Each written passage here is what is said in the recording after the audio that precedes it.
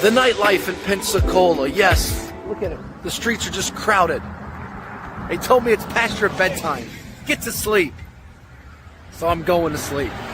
Adios, amigos. Hampton Roads has a long-running high school and college sports tradition. It's time to give them the spotlight they deserve. This is 757 Sports Talk. Here are Matt Hatfield and Coach Ed Young.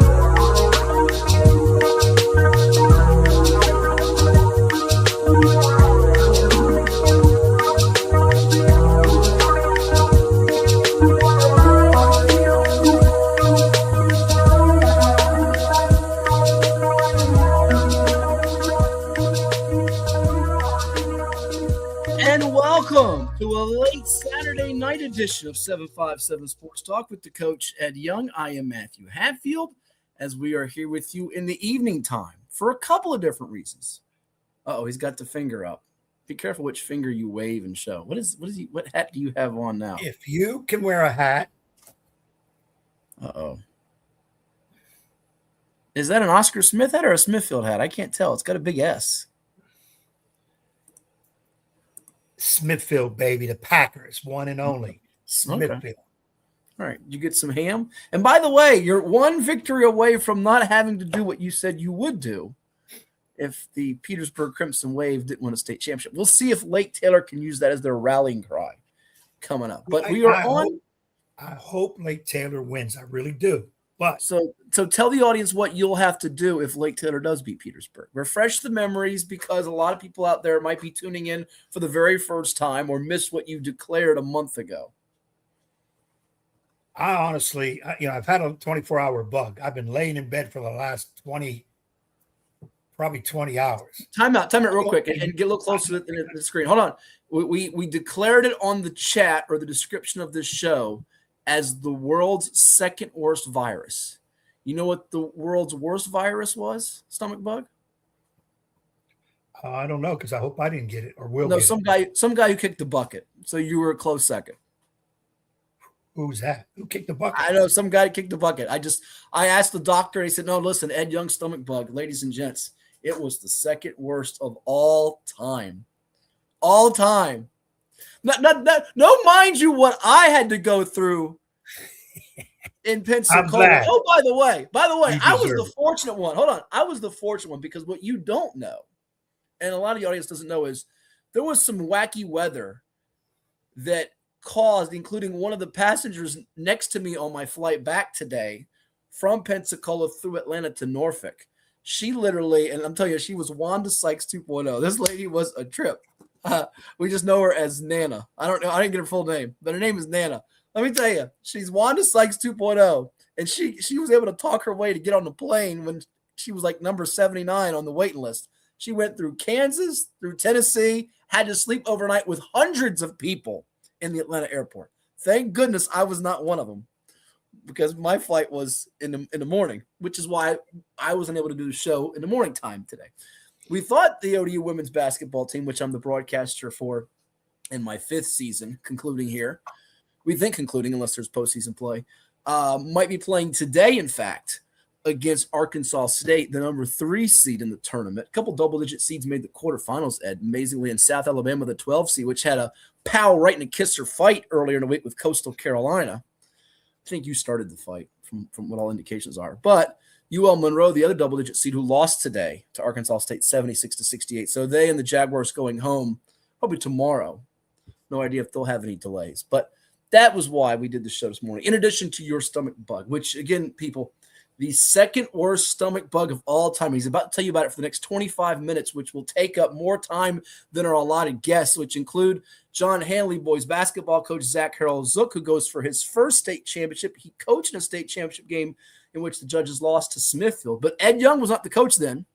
And we have another special guest coming on in the 9 o'clock hour. In the evening, by the way, 9 o'clock in the morning, 9 o'clock evening. And that is a guy from the 757 going for a state title against a legend from the 757. We're talking about Adrian Webb, who's won a state championship before, the Menchville girls, former PG for the Bethel Bruins, and Craig Breon, by the way, who's retiring this season.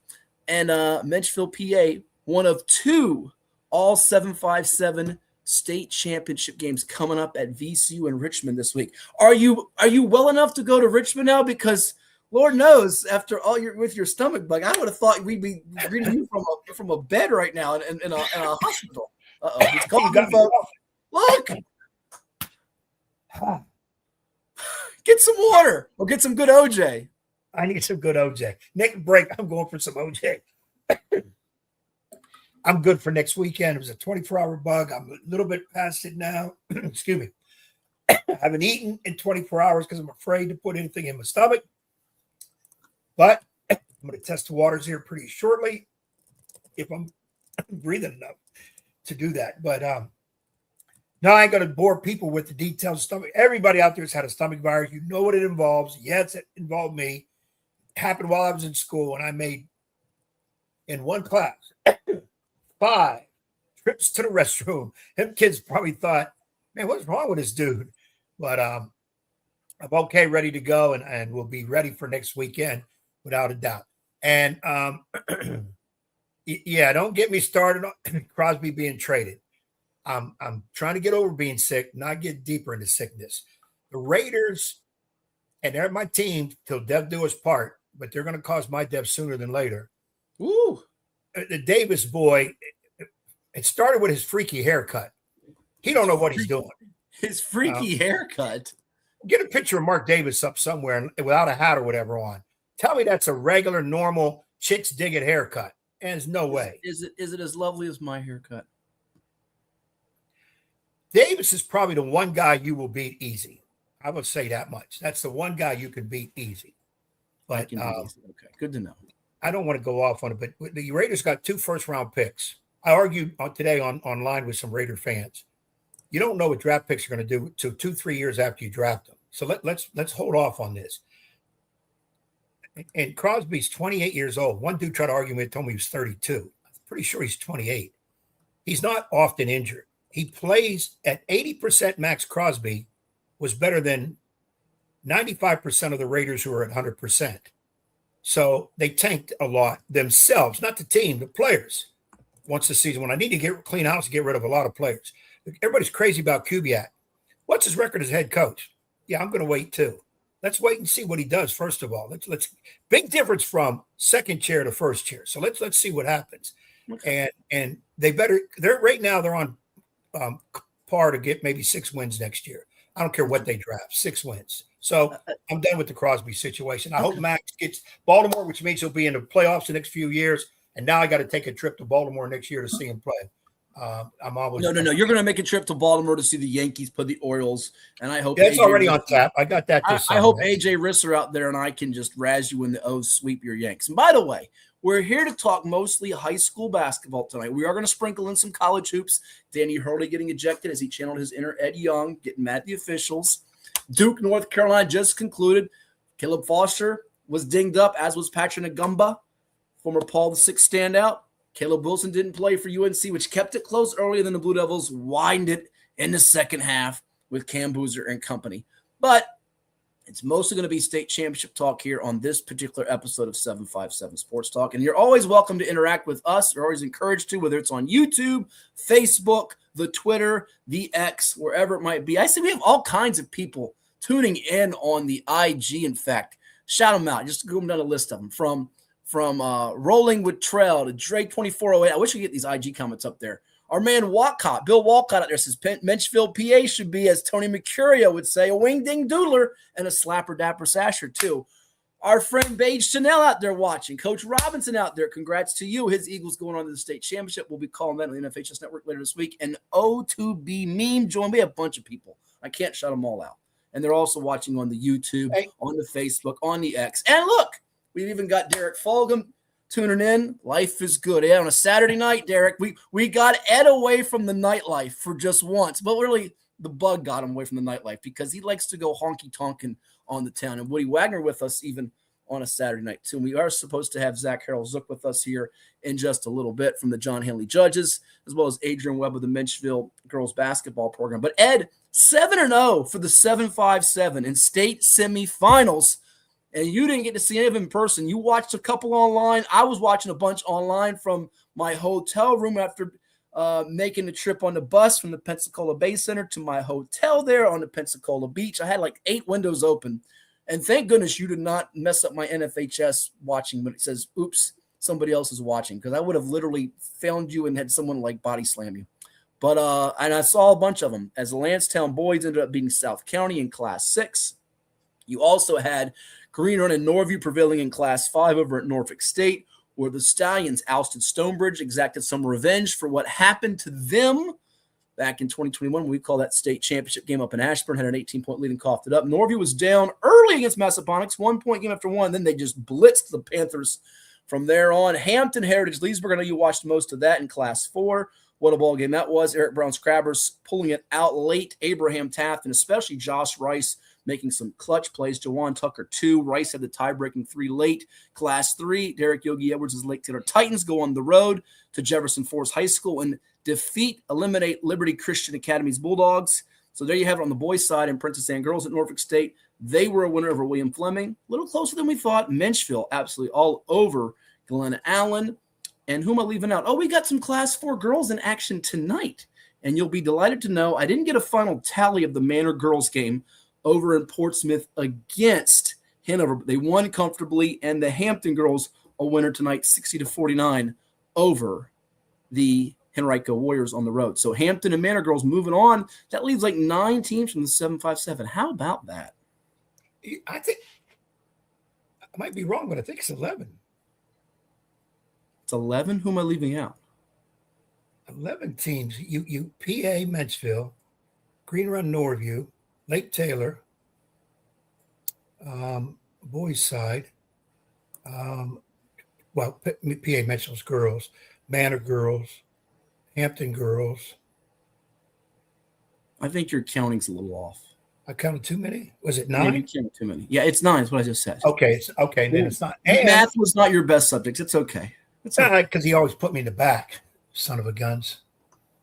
But celebrating in Durham, buddy. Yeah, well, come on now. For all you Dukies out there, Dookie is 15, 20 points better than Carolina. Keep your comments on that later, because we do have our special guest waiting. So we're going to take a quick timeout. We do have Zach Harold-Zook ready to come on with us, one of your B-Cav brothers from the Basketball Coaches Association of Virginia. And we'll see if Ed gives him any tips and tricks or thoughts on the matchup with the Crabbers and the Judges coming up at VCU, the Siegel Center, next Saturday. It's going to be a dandy, folks. Quick timeout to hear from our sponsors. We'll be back with more right here on 757 Sports Talk. You're watching on Cova Sports TV. Back in just a moment. It's an evening edition. For any athlete, making it to the top sometimes comes with a few steps back. That's why parents count on CHKD Sports Medicine, advanced diagnostics, treatment, and rehabilitation for sports injuries, just for young athletes like yours. With convenient locations across Hampton Roads and a whole team of experts here to keep your favorite player at the top of their game. CHKD Sports Medicine. Learn more at chkd.org or call the CHKD Sports Injury Hotline. Cova Painting. We don't just paint, we transform spaces. Visit covapainting.com or call 757-550-7357 and mention the Sportsplex for 10% off of projects over $1,000. What's up at DQ? Oh, just the best deal ever! The $7 Bacon Cheeseburger Meal Deal. Bacon cheeseburger for a limited time, plus fries, drink, and a sundae. Yeah, this is not the time to be modest. It's all full size for just $7. And there's bacon on that burger. The $7 Bacon Cheeseburger Meal Deal. Now, for a limited time on the $7 Meal Deal lineup. Only at DQ. Happy tastes good. What does happiness mean to you? Being in the ocean with you, watching you catch super fun waves. In Virginia Beach, happiness is breaking barriers and savoring the sunshine. I couldn't pick a better place or a better person to be with. This is what makes me happy. Happiness is going all out. And taking it all in. Here, happiness is whatever you make it. Find yours in Virginia Beach.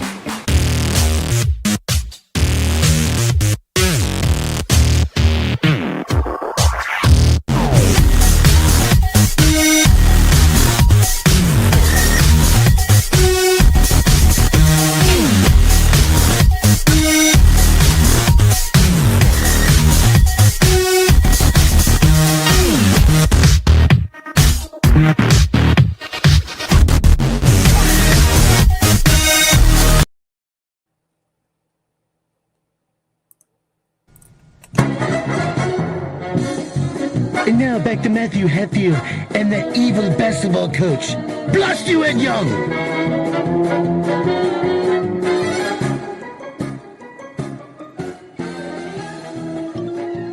And welcome you back to 757 Sports Talk. Like, share, and subscribe, and interact with us here on Cova Sports TV, wherever you are on this particular evening edition of the program, our state championship special, because we're ready for state finals this week at Virginia Commonwealth University's Siegel Center in Richmond. And excited to be playing there is the head basketball coach of the John Hanley Judges. I believe he's the youngest coach to hit 100-plus wins. And you see there on the bracket, as we'll zoom in here in a second, his team avenging last year's state tournament loss in the semifinal round to Verona. They did it on the road in the 804. They were done after 1 quarter, 2 periods, and 3 stanzas, but they get it done in the 4th quarter with a rally and some clutch free throws down the stretch from Will Braun to win. They'll be taking on the Hampton Crabbers, winners of 26 straight. We say hello and congrats to Coach Zach Harrells. Coach, you're playing for all the marbles. You got to be pumped. Yeah, absolutely, man. It's been a long season for us, and a lot of trials and tribulations throughout the way, and really tough schedule that prepared us to get there, and just really happy for these guys. This is the group of kids that when I and our staff first took over 6 years ago, they were in 7th grade, and so this was always the group that I knew had the potential to be here. And more than just being here, I'm happy for them for how we got here and all the work that they put in and everything that they overcame to get to this point. And I'm excited for them, and I believe in them. Absolutely. Now, I mentioned a little bit earlier in the show that you did coach this team to a state championship game during the abbreviated season post-COVID, lost to Smithfield. No, Ed Young was not the coach then of the Packers. But for folks that are unfamiliar, and I'm sure we'll dig into a little bit more, Ed, your background here as a player, then a coach, but what drew you to John Hanley High School there in Winchester, and what year is this for you at the helm? This is 6 years as a head coach here. So I grew up in Winchester. I played at Millbrook High School back in 2015. Then went on to play at Roanoke College, which got my shirt on today. Nope just won ODAC for the first time in 25 years. Looks like they're up right now in the round of 32 as well. So they're making some noise. So I got to play for both Coach Moyer and Coach Nunley.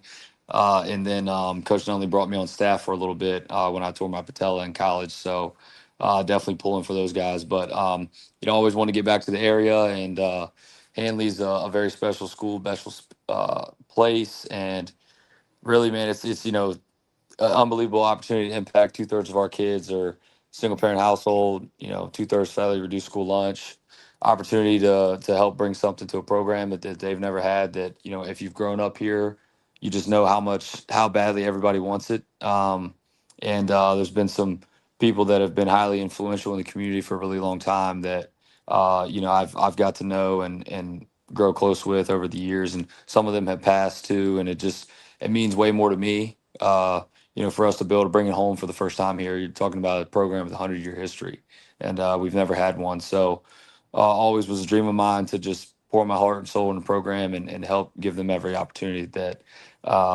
they could to get something that I feel that they deserve. Special season for the John Hanley Judges and Coach Zach Harrells. His team sitting at 23-5 overall, fresh off a 49-44 hard-fought win over Veronia's Blue Devils. They'll be taking on Hampton, who had to sweat it out against Heritage Leesburg, 50-46 in this upcoming Class 4 state championship on March the 14th at 1 o'clock at VCU. And if you can't make it, you can check it out on the NFHS network. It is 757 Sports Talk, powered by Cova Sports TV. Ed? Zach, man, it's great to see you. Congrats on getting there so far, but I know what little I know of you. You're not happy with just this. You'll take congratulations after next week if you get that title. And of course, you're up against an armor wall, but you already know that. You do your work. And I kind of look at you sometimes, and I don't like to make this comparison, but I'm going to say it. Matt, he reminds me of a young Ed Young. Oh, the dude goes hard, speaks his piece. Kids are always primed and ready to go. He develops a program more so than just trying to have a good team once in a while. And he does extra for his kids. And I'm not trying to say I'm above anybody. I'm just saying, and watching Zach's progress, getting to talk to him a little bit. We're both board members of the BCAV. And I'm excited. One of the reasons I'm excited to be on that because of young guys like this that make me feel good at what I'm doing, knowing that the business, because my time is short. My sands are running through the glass. You always hear about everybody's day by day. I'm to the point now, I'm probably hour by hour. And that's not only coaching, that's living. So I think the business with people like you is in good hands. And also you won your 100th game in your 6th year. I'm pretty sure Matt keeps my records. I think I won my 100th game in my 6th year. I was at Northview after 5 years at Suffolk. I think Suffolk High School, where I won 95. But let me just say this to you. You said you got into coaching because you tore your patella in college. Is Hanley the only place you've been, or did you do other high school coaching besides the stuff at Roanoke? Yeah. So, first off, man, Ed, if I can be half the coach that you've been, man, I'll be in a great spot. So tremendous respect for you. And, at the end of the day, I try to be the coach that I know that the specific group of kids and the team that I have need me to be. And this is a group of kids that have felt an enormous amount of pressure to win a state title. And so what I have to be is their fire, but also their ice. And what I mean by that is, like, when they're doing things well, I have to fuel them and I have to celebrate with them, and they need that. But when things are not going our way, I need to calm them down. And so just as I believe a coach should design their offense and defense based on what personnel they have, right, and maximize the personnel that you have, you also need to play to the style of your players from a coaching perspective. And so, sometimes, my style as a coach can look different from year to year based on how I know that group of kids is going to best respond. And I don't think that you can watch John Hanley play basketball without saying that the kids don't play as hard as possible. They don't love each other. They wouldn't run through a wall for each other or for the coaching staff. And so it may look different year in, year out, but I try to do everything I can to fit the style for them from a basketball X's and O's perspective, but also the style that they need from me and the person they need me to be as their coach in order to succeed. And then secondly, so I jumped on as an assistant at Roanoke College kind of halfway through my second year there, and my time was kind of cut a little short. So I committed to play for Paige Moyer. I played for Paige's last season there at Roanoke College, was a part of the first team to open up the Krager Center there with Coach Nunley, and then tore my patella in October that year. And, Coach Nunley was like, "Hey, I know you want to, you're kind of a natural born leader. The guys respond to you. Like, I know you've expressed an interest in coaching and staying around the game. Would you like to come on staff here, kind of do some special situations?" So I basically was in charge of baseline out of bounds plays all that year. So if you see me getting fired up when we mess up a coverage or we don't execute a baseline out of bounds play right, it's because I know how important those are, especially when you play these really athletic teams.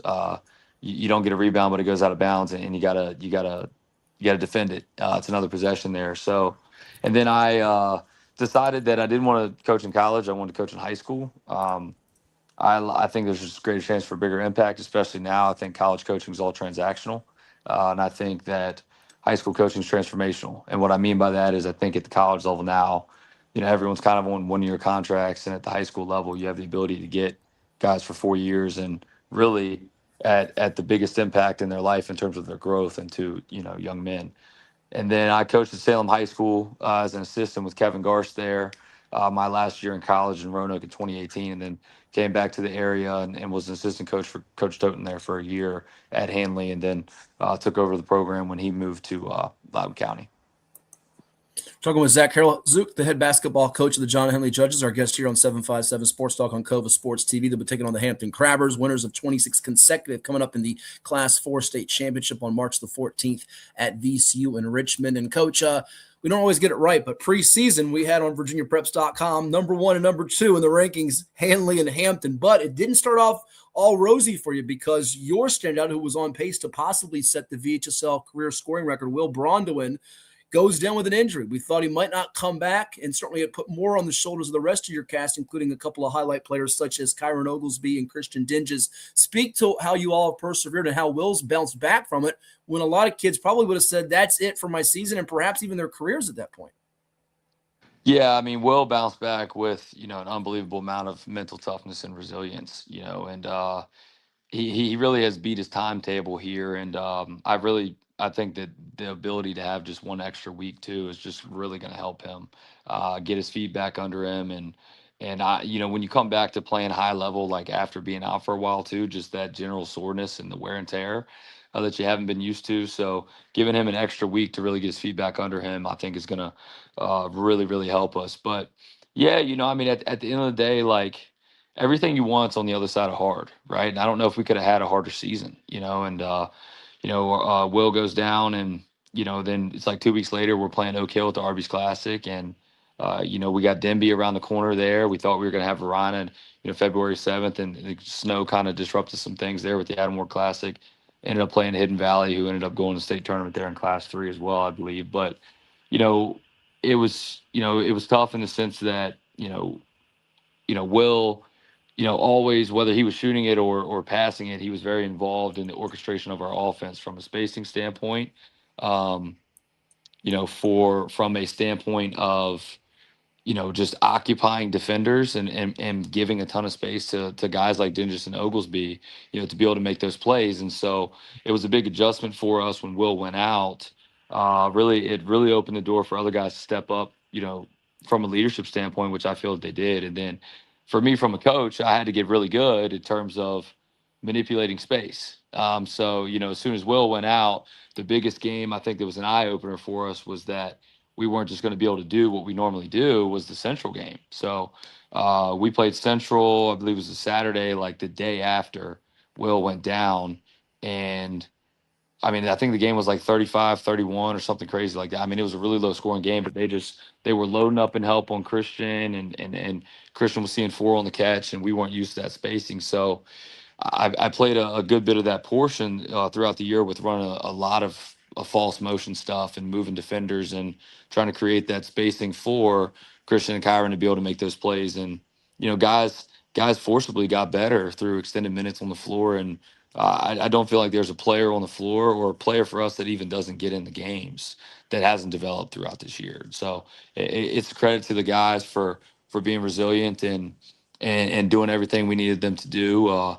To win basketball games. And that's really what paved the way for us, was that each and every person was willing to do whatever that individual game required of them in order to win. And so it's an incredibly unselfish group with one common goal and no individual goals. And that's why we're here. But, the job's not done, and it's going to be a tough one. Yeah, for sure. And Ed, that Central Woodstock team that Coach Harold Zucker speaks of, that they played in a low-scoring defensive struggle in the 30s, actually playing for the Class 2 finals, which we didn't have at the beginning of the year. We had them 10th in the preseason rankings and are taking on Graham, who lost in last year's final to John Marshall. Coach Young? Yeah, Zach, I'm really interested in your answer because, and I think you kind of mentioned it, I wanted to say to you as a veteran coach to a younger coach, you've been 6 years at it, 100 wins, and hell, you've been in states more than I can ever hope to be. I'm interested in how losing that stud of yours, Will, made you a better coach. Because sometimes we'll lose a stud, our top guy, and it's like, oh, well, hell, there goes our season. I mean, what can we do? Yeah. You still got 10, 11, 12, 13 other players. Yep. You still have a whole season.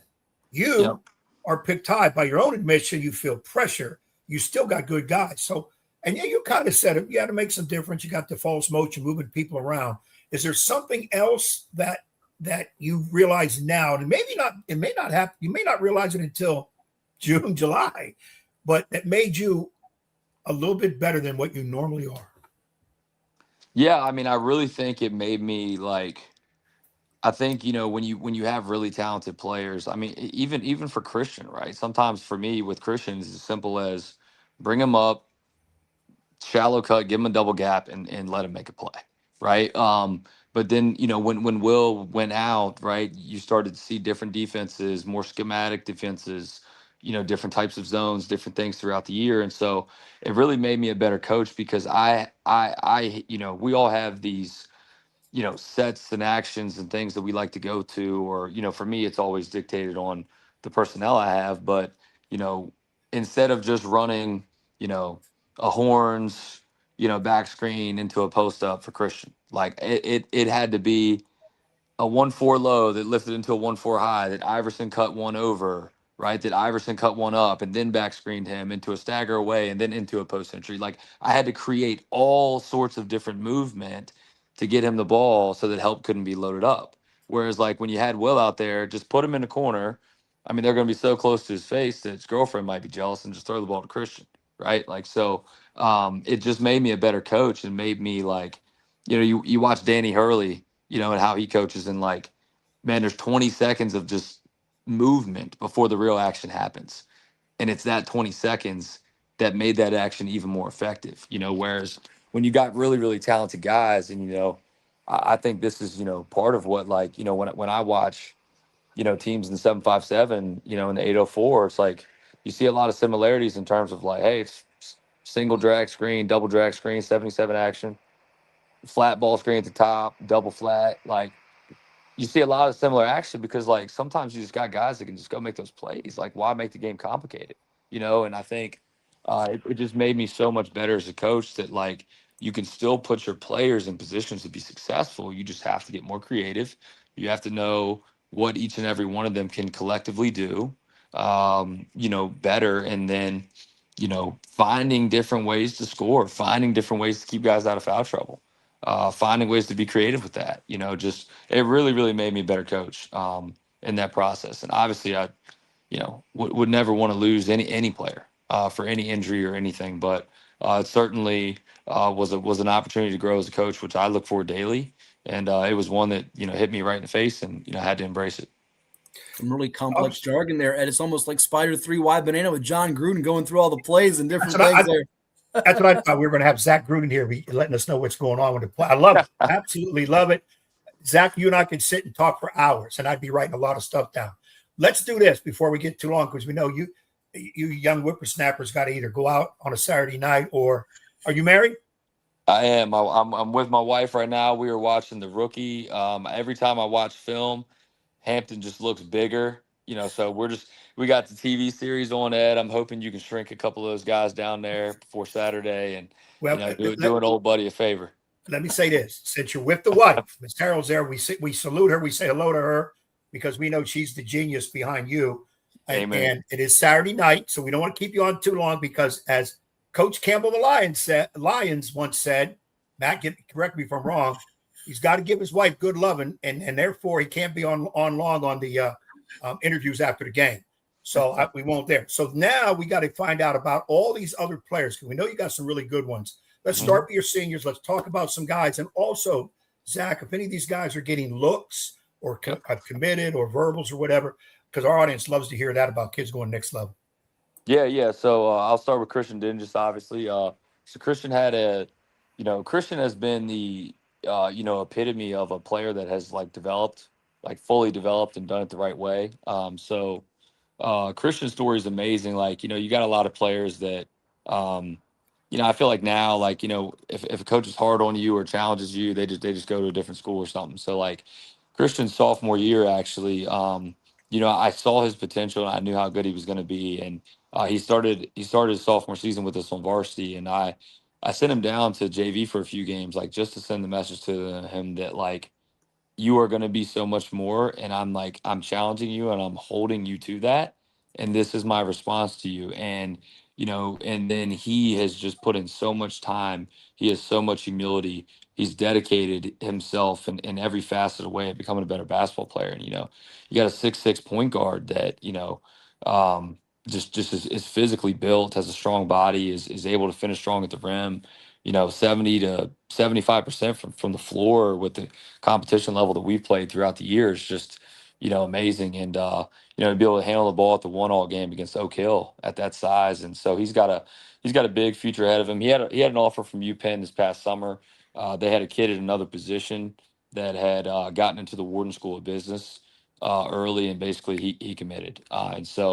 But the thing for Christian is he's 17 years old. I think 5 years ago, he'd be right now, even as a 17-year-old, a locked Division I prospect. But after spending a year with Bob at Fork Union, I think he's going to be able to pick out of a hat in terms of all the programs that are going to be on him, with his size, with his ability to score, with his length.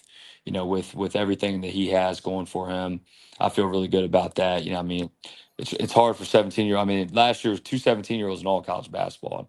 Ed, you know this better than anybody, but one of them is Cooper Flagg. So, when you can go out and get 22-year-old Lithuanians and consider them freshmen, it's hard for these guys. So, he's going to have a great year at Fork Union next year, and then, definitely be a highly touted at least low to mid-major prospect, I believe, and have a great 4 to 5 year career at Division I level. Kyron Oglesby has an offer to play at Shepherd University, Division II up here in the PSAC. Recently got a call from Virginia Wise last week about him as well, who's highly interested in him. So Kyron's a very versatile. He can play 1 to 5 for us. He's like the perfect Princeton 5-man versatile piece for me. He can play inside out, he can post, he can shoot on the perimeter, so that if he back screens, he can step out and knock it down. If you sit behind him, he can post you up and make good decisions in there, and he can also bring the ball up. So that's one of the things that I'll be interested to see. With Hampton, with what they do, is do they man, do they zone, and who's on Christian, who's on Kyron. And I have no problem playing Kyron at the 1 because I know he can do it. And if you want to pressure and that's what you want to do as a team, then I'll have 6'6" and 6'4" bring the ball up with 2 shooters in the corner, and we'll see who's going to guard those guys. You're going to put the bigs on the guards in the corners, or you're going to bring those bigs all the way up to defend 94 feet. So I think as you've seen, as our season's kind of gone on, you see some of these teams that normally like the pressure and they normally like to, get up in you, and Kyron's ability to play 1 through 5 and our ability to exploit mismatches, because he can do that, has really presented opportunities where teams are really just trying to play us in the half court. EC Glass towards the second half started to apply a little bit of pressure to us in the full court, and that's kind of what they do. But Kyron's flexibility really opens the floor up for us and presents a lot of challenges. And then Javon Briscoe, he's headed to Virginia Union to be a part of the developmental team there. He had big aspirations to go to historically black college, and really proud of him for that. 3.8 GPA kid. He's my assistant coach's younger brother. Trey's been with me for 6 years, and he stepped up big time in the last three postseason games. He started out really hot from outside, got in foul trouble, had to come out, but really finished the game strong for us there. And then against Broad Run, he had 14 in the second half, and then EC Glass, he had 13 in the second half. So he's a gamer, not afraid of any big-time shot or big-time moment, makes good decisions, and he's got a great career ahead for him as well. And then Ed, another one I'm really working on, and is trying to get Isaiah Baxter really to the apprentice school is one that I'm working on. So reached out to coach today. I know you still got some contacts down there, but Isaiah is like a blue-collar basketball player and just a blue-collar kid in general. He loves to work. He's always looking for opportunities to work, and he's really skilled, and you just see kind of a tradesman in him, like someone that can come down and learn a trade and make a great career for himself. So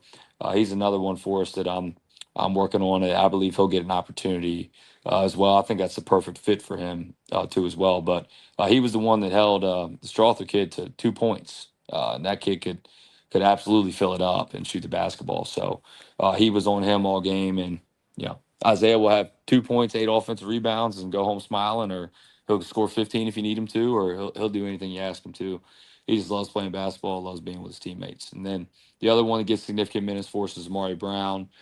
He is going to Fairmont State University to play cornerback, defensive back, as a football player. So Amari will be the first to tell you that he loves football more than basketball, but he'll do anything on the basketball court because he loves his friends, his coaches, and he'll be the first on the floor for a loose ball or willing to scrap or for anything out there. So we're certainly going to need him next Saturday with the team.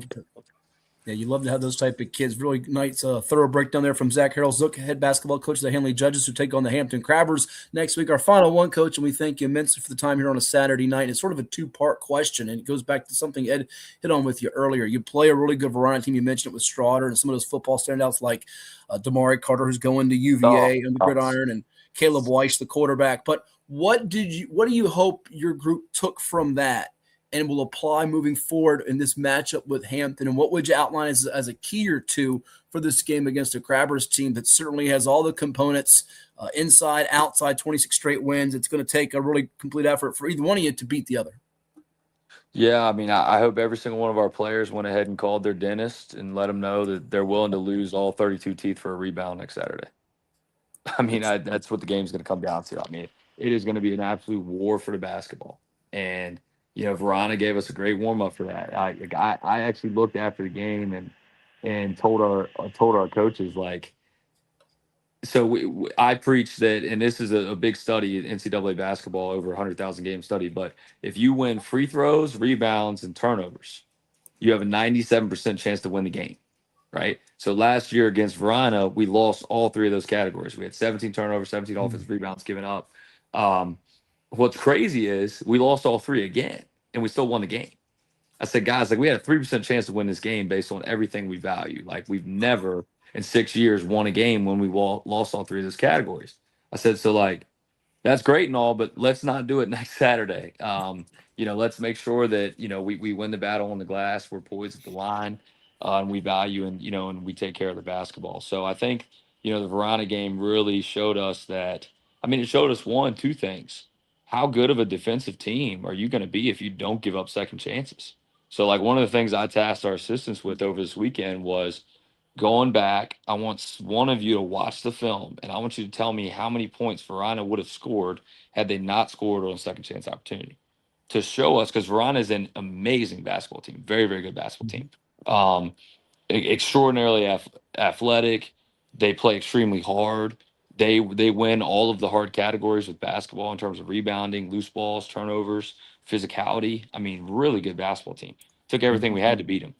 And what would the game have been if we didn't give up those offensive rebounds? And so that really prepared us, for a hard look in the mirror. And also, maybe there's some scheme that we can, build into that, because a lot of those were backside rebounds. And so I think that's going to be crucially important, and that warmed us up for that. And also, I think the last two games, we got a lot of experience with, like, EC Glass prepared us for ball pressure and dynamic guards, with the Harris kid, and Broad Run prepared us for a big, with Ryan Brzezinski, who's going to Mount St. Mary's, Division I basketball player. And then, Verona prepared us for, like, everybody. I mean, like, everyone on the floor for them is, able to play. So I think them and Hampton, are very comparable, but just different matchups, I think. But, they're going to present this very similar types of challenges. And, they both have size, they have physicality, they have athleticism, but they can also shoot it and score the ball. They're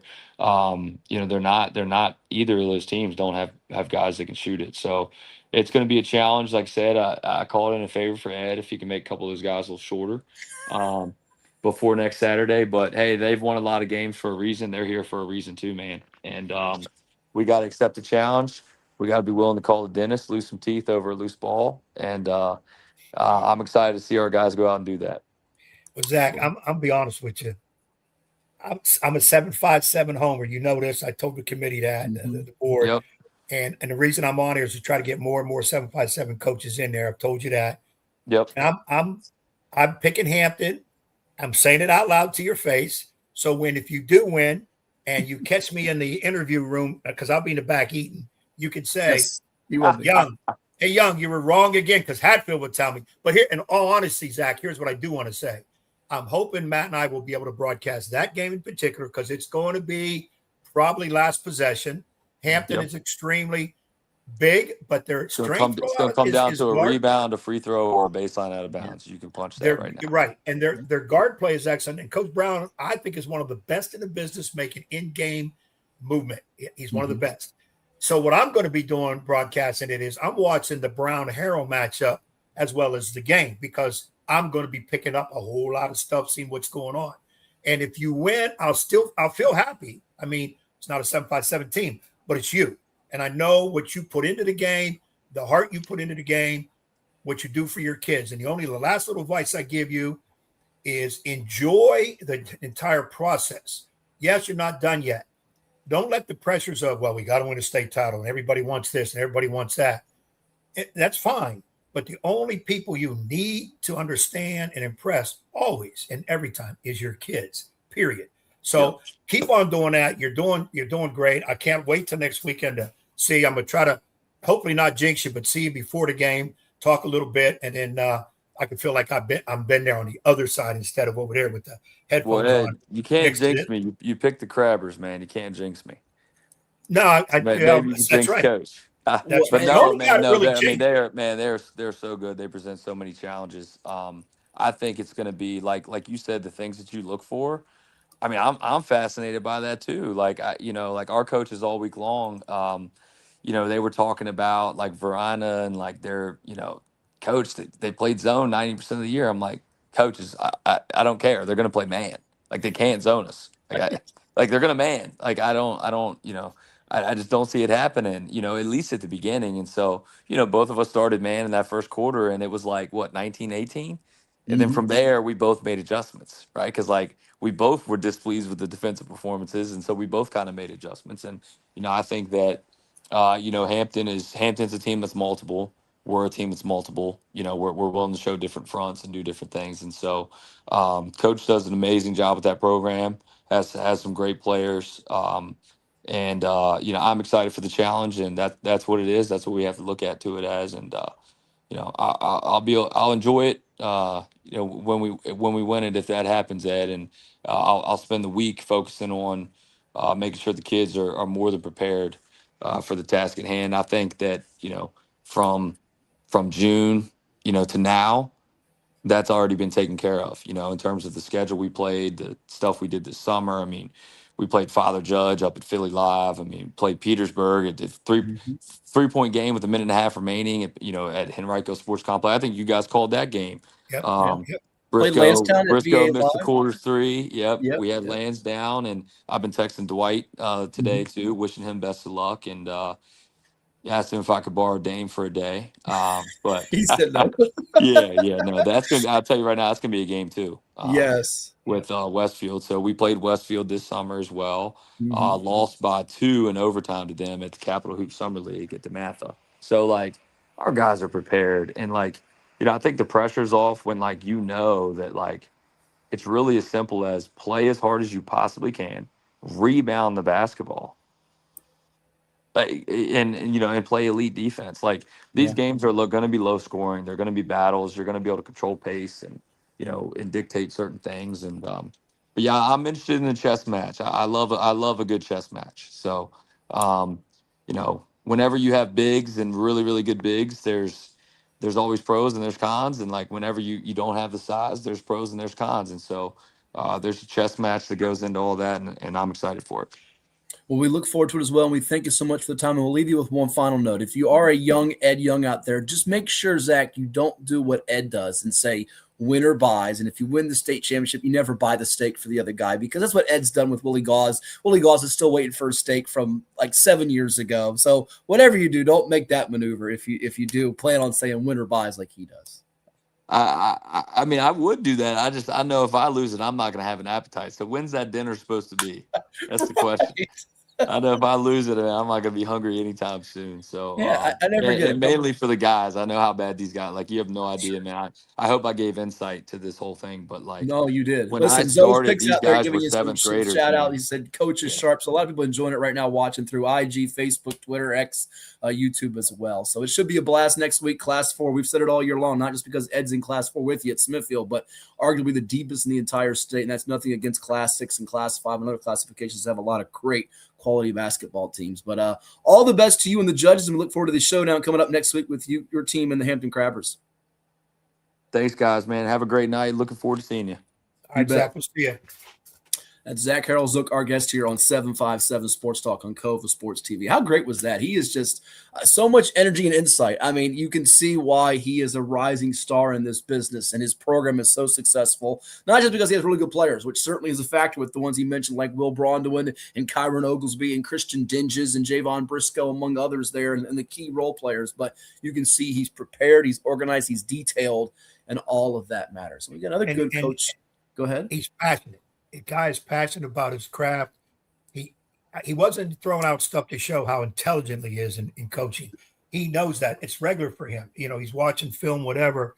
Of course, I hope now, as he got off the air, put basketball aside. You got the wife there, watch the movie, get some eats, turn down the lights, and whatever happens after that happens after that. Stop with you and the lights. Hey, by the way, are you watching the other rivalry game? I know it's Duke and Carolina, but right now on the mothership, it's an SEC showdown with Charles Barkley's alma mater, War Darn Eagle, and the Tide. Ain't nothing like the Tide, nothing but the Tide, as our buddy Willie likes to say. And right now it's a 20-point beatdown for Alabama and Tuscaloosa. Are you watching it or are you not watching it? I'm hearing in the background, but let me just say this about Auburn.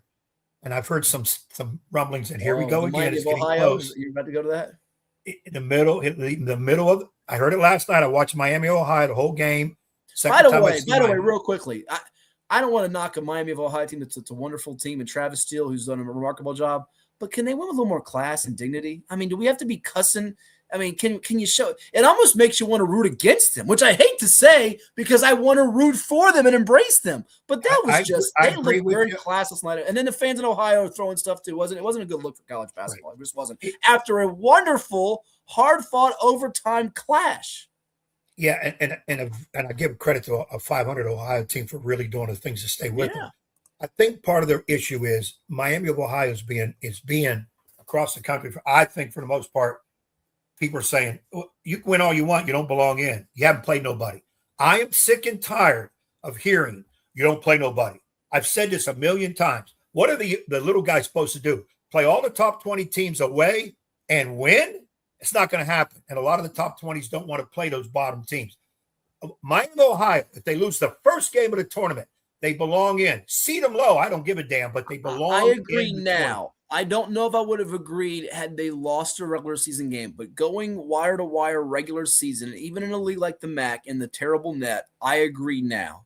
However, if they get pummeled by like 30 in that first MAC tournament game, it could swing the other way. But I'm pretty much in agreement with you there. Now, seeding, I'm not giving them an 8-9 seed right now. I'm not. Now, if they win their conference tournament, I can maybe bump up to a 6 or a 7. But if they lose in that semifinal or final, they're not an 8 or 9 to me. They're more like a 10 or 11. We'll see. We might have to get Brad Wachtel before next week. Bracketology. We got to get Brad to give his insight. Field of 68 on all that coming up as well. But I don't care what anybody says. You know me. I'm for the little guy who never gets a chance. So you don't want Auburn in. You say Auburn doesn't belong. Get them out. Yeah, Auburn. Oh, if it came down to Miami and Auburn, no question in my mind, I'd take Miami over Auburn. No, but does Auburn belong in? I don't think they do. Their body of work is not great. Pearl's son has done 500. Pearl's son has not done a bang-up job. He really hasn't. No, and I'm tired of this. Power conferences deserve to have their middle of the pack and one or two lower to be in the tournament. I'm tired of that. Okay, if you don't like it, then let the SEC and the Big Ten secede from the union, have their own championships or whatever. You got to give the little guys a chance. Give little guys a chance. Buck says your buddy Buck Moore. He was at CNU making it. How about that? CNU, good job for them. Sweet 16. We had some ODAC talk earlier with Zach Harold Zook and Roanoke winning the ODAC last weekend over Randy Mack, Randolph-Macon. But it's great to see for Coach K, the real Coach K, John Krikorian and his CNU captains. How about that? Hey, let's give a shout out to our good friend Dave Macedo, Virginia Wesleyan. They had a great year too. Not semifinals. Lost a heartbreaker to Roanoke, by the way. A heartbreaker. Yeah. It was right there. And he had a lot of young kids now, so they'll be back next year under a different name. And I don't want to get into all that. Baton University. Dave Macedo still will be running the show unless he wants to move up to the D1 program, which he should have done years ago. But that's all frivolous talk. He's done a great job there, and year in and year out, just does a tremendous job. So hats off to Dave and of course John at CNU. John still has a chance, so hopefully he'll keep moving on. Coming up next, we've got Adrian Webb, a head girls basketball coach of the Menchville Monarchs. They're taking on Princess Anne in what should be an epic Class 5 championship game that folks are looking forward to at VCU Siegel Center. In fact, that's one of the first games to get the 2026 VHSL State Championships underway next week on the NFHS Network, where Ed and I will be a part of the team coverage for you all at the Siegel Center. We'll take a timeout, come back with Coach Webb right here on COVA Sports TV. What is more? Is it more reps, more strength, more stamina? We say it's all of that, but it's greater than just what's in the mirror. It's about improving your mental and physical health. More is a feeling of achievement, fulfillment, confidence. It's looking better, feeling better, being better, and it's our mission to get you there, because here you are more. One Life Fitness.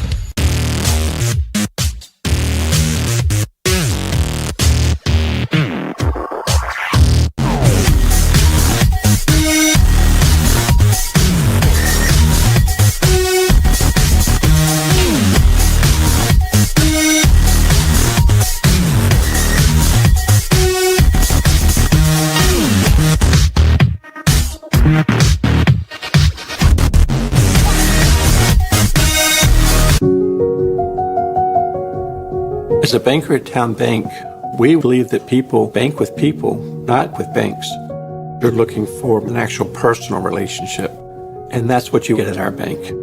You get that person that gets to know you, gets to know your business, is there for you. I think that is what motivates us, what drives us, and the idea that we are trying to serve others and enrich lives, I think is very true.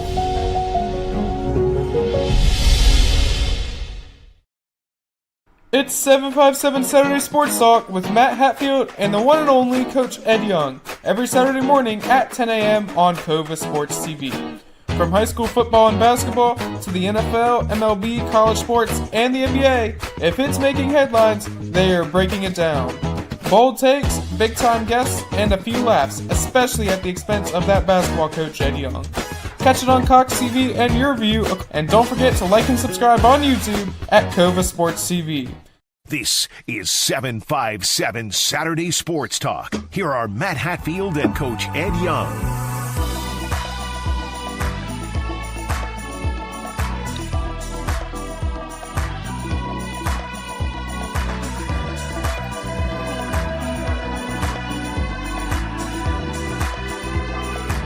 And we welcome you back to 757 Sports Talk here on Cova Sports TV. Like, share, and subscribe and interact with us wherever you are, as we are now joined, Ed, by a special guest. He is the head girls basketball coach of the Menchville Monarchs. This team going for a state championship yet again. And I feel old every time I talk to this guy because I remember when he was a player back in the day. And I'm going to do it to him.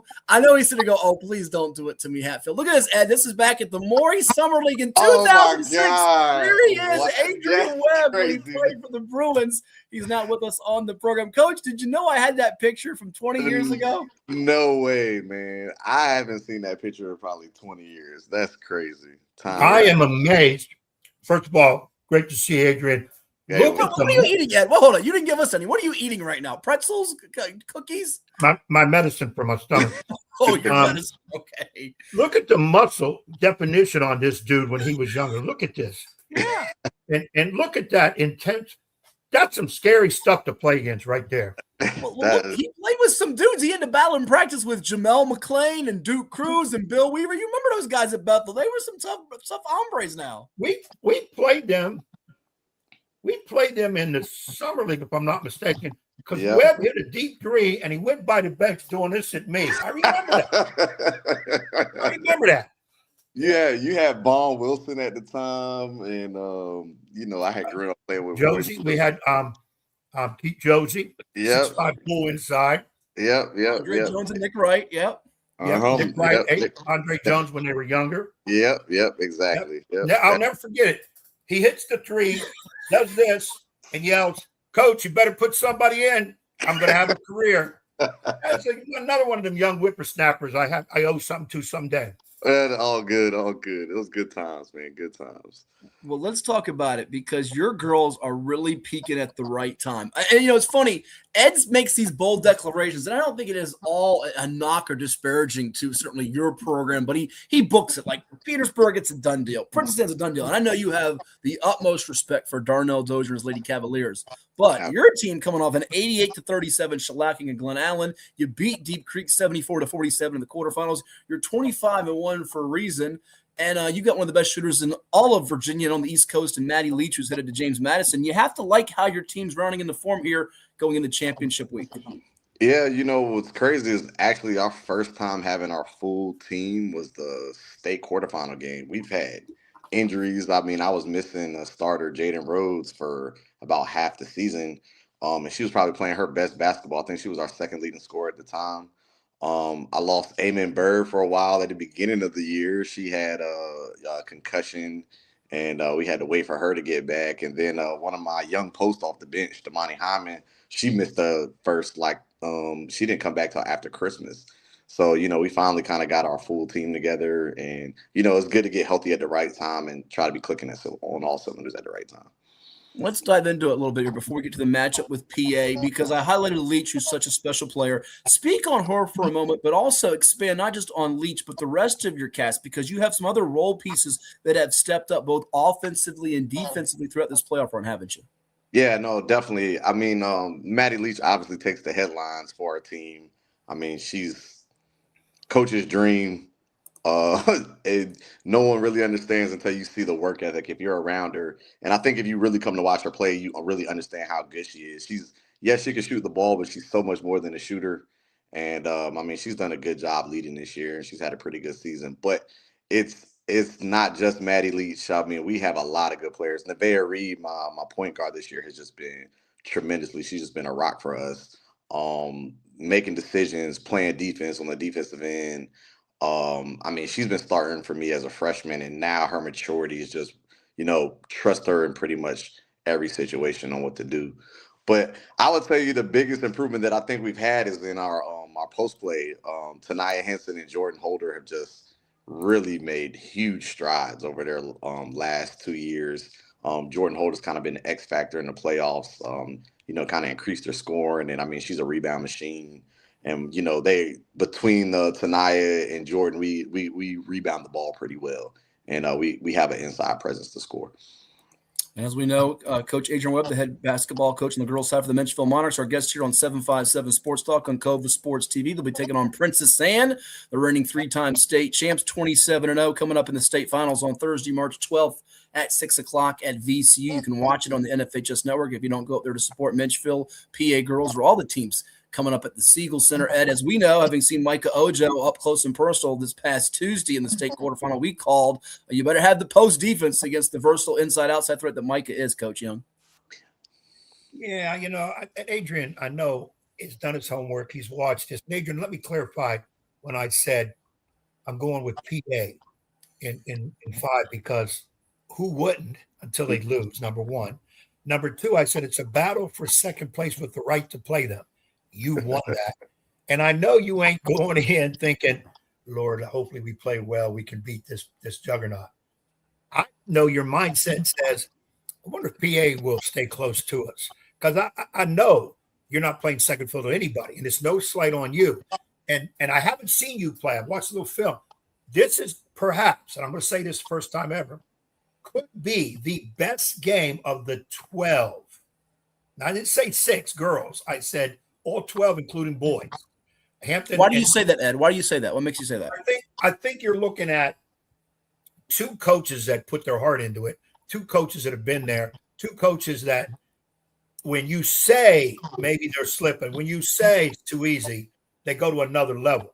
And I think the idea of so much talk about PA, those Menchville girls are going to be like, now let's see them talk. We're here to play you now.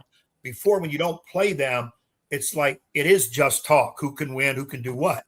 Now it has to be proven on the floor. And the knock on PA lately has been at times they turn it on, turn it off.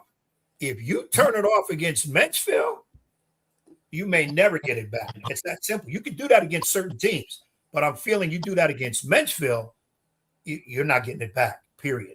So I'm going to put it there so Adrian knows where I'm coming from when I say that stuff. About, okay, he's picking this team or that team. I didn't pick who's going to win this game. I said PA's in this game. Everybody else is playing for second place. Now makes it to see what happens when these 2 go at it. Now, what I want to know, Adrian, you talked about some of your girls. Is there a particular young lady who from preseason to now has kind of stepped up where you said, dang, I didn't think she could give us that, whatever that may be? I'm not necessarily saying a bunch of points, whatever. I'm not saying she's a starter, but it's somebody who come through when you really weren't expecting it. Has anybody done that for you? I would say I had 2 kids that don't get a lot of the attention. And I had mentioned Jordan Holder earlier.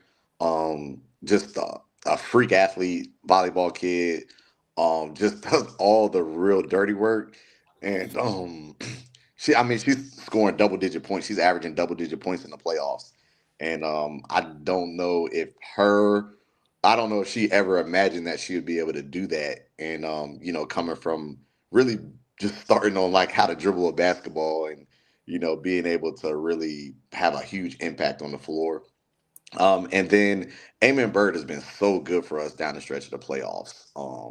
She played minutes for us last year, but now in the starting role, she had 18 points in the first half last night. And, that it's just kind of a testament to, over time and experience, just growth in those kids. those are the players that, Maddie Leach gets the attention, and Nevaeh Reed and, Matal Post, Tanai Henson, a lot of them get the attention, but, Eamon Byrd and Jordan Holder really, really played well down the stretch in this playoff time. Few more minutes here with Adrian Webb, head girls basketball coach of the Menchville Monarchs, our guest here on 757 Sports Talk on Cova Sports TV as they get ready to take on the Princess Anne Lady Cavaliers coming up in the state championship. And, oh, by the way, Menchville has hoisted the trophy before as state champs, as it happened for them going back in 2022. They've also been to the state Final Four. I think is this your third time in the Final Four round, Coach, or fourth? We did. I think we've been 3 times. So if you don't include the state championship year, then we lost in the semifinal 3 times. So this will be a year getting past the semifinal, getting back to the state championship. So before I let Ed hit on some keys for this game with you coming up here, take me through the coaching odyssey for you. You played for Craig Breon, who we mentioned, retiring, a heck of a career he's had, and you've also coached in the Boo Williams travel circuit. Take me through what those experiences have taught you, playing at Bethel, getting into coaching, being on the AAU scene, with Boo, and what it's all done for you and molding you and shaping you, and kind of your beliefs in terms of building a program, because you've done it from the ground up there at Menchville. Yeah, definitely from the ground up.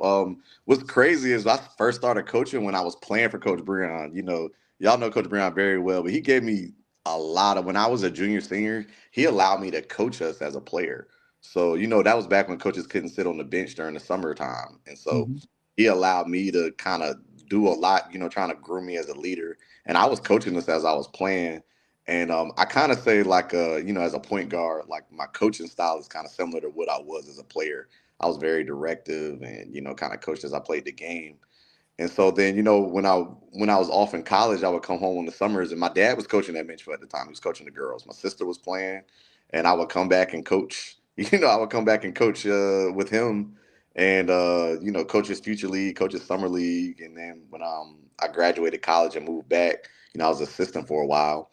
And I just have learned from a lot of good guys. Coach Daniels, that was at Phoebus, that just retired. He was my JV coach for a long period of time. Coach Breon just established a program. All those years that we played, he just had tremendous teams and culture and stuff like that. And I picked the brains of a lot of people, over time. I would say, obviously, I've developed my own style of coaching, but I picked from a lot of people within my own district. Mike Talon was in my district, Vanessa Starks. They were older, but I picked their brain a lot about what they did to have their programs where they were. I still call, Dozier is, me and him have become rivals at a point, but I've talked to him at times, or Roger Smith, or, other people throughout the area, and just kind of develop my own coaching style, but picking from, the people that have been successful. Very much so, Ed. Well, Coach, we're getting into this championship game. I know you can't really divulge a lot. We talked with Zach Carroll, Hanley boys, few minutes ago about his opportunity to go up against a very strong Hampton team that he's seen many times on film. And that, what do you look as what is PA presenting? And I'm not asking you to give me your game plan, but some things that you've got to. And I know at this time of year, a lot of us will say, I ain't worried about them as long as we do what we're supposed to. But some things that PA presents to you. Well, you'd be a fool to just say you're not worried about the things that PA is good at. PA is one like they have for a reason. They're tremendous athletes across the board. They really rebound the ball well on both ends. They can apply a tremendous amount of pressure to you. And they're sneakily good with a lot of their role players are sneakily good and do a lot of different things. They present a unique challenge. I think a lot of the top teams they played in the country, they play a style of basketball that's awkward to play against if you've never prepared for them. And they give a lot of teams, they could be top team Bullis, whoever, St. Francis, whoever they played against, has a hard time adjusting to their style of play. And they put a lot of pressure on you in different ways. They present a challenge, but I think we're up for it. It's going to be a really good game. It's going to be exciting for the area, for the state of Virginia. Yeah, it's awesome to have a couple of 757, all 757 championship games. We already got 2 on the docket in Class 5 with your girls against Princess Anne on the boys' side, Green Run and Norview, which were supposed to meet in the COVID year of 2020. And we might get a third if the Manor girls and Hampton girls, who both won on Saturday night, in the quarterfinal round, ended up meeting in the finals. Last thing for you, Coach, let you run here. We thank you so much for coming on the program. Just speak to the development of girls basketball. I mentioned it obviously with Boo and all the teams in the area. Certainly PA is the queen. They're the flag carrier. But programs that have won championships, yours, Sandra Sawyer at Lake Taylor, Shonda Bailey at Hampton. You mentioned a legend like Mike Talon. There are so many good programs. I can't leave out Maurice Fafana at Kings Fork, who battled PA tough in the quarterfinals. And I'm going to leave out a few. There are so many good teams, the Peninsula District across the 757. Do you think that helps all these teams? We mentioned it earlier, the 757 boys and girls were a perfect 7-0 in the semifinals. I think it's iron sharpens iron, isn't it? Absolutely. And I think there's a pride coming from our area in the 757. I think when we win, we all want to see each other win. As we go through that gauntlet, they would talk about like the SEC in football or whatever. I feel like in our area, we kind of go through that gauntlet of playing each other. Up to now, we've played like all the top, I would say the top 7 teams, public school teams that are ranked in 757 teams. We played them all up to this point besides PA. That's the matchup we're going against. But playing those games and going through that intensity and going against really good coaches and programs, it really prepares us, for playing the rest of the state.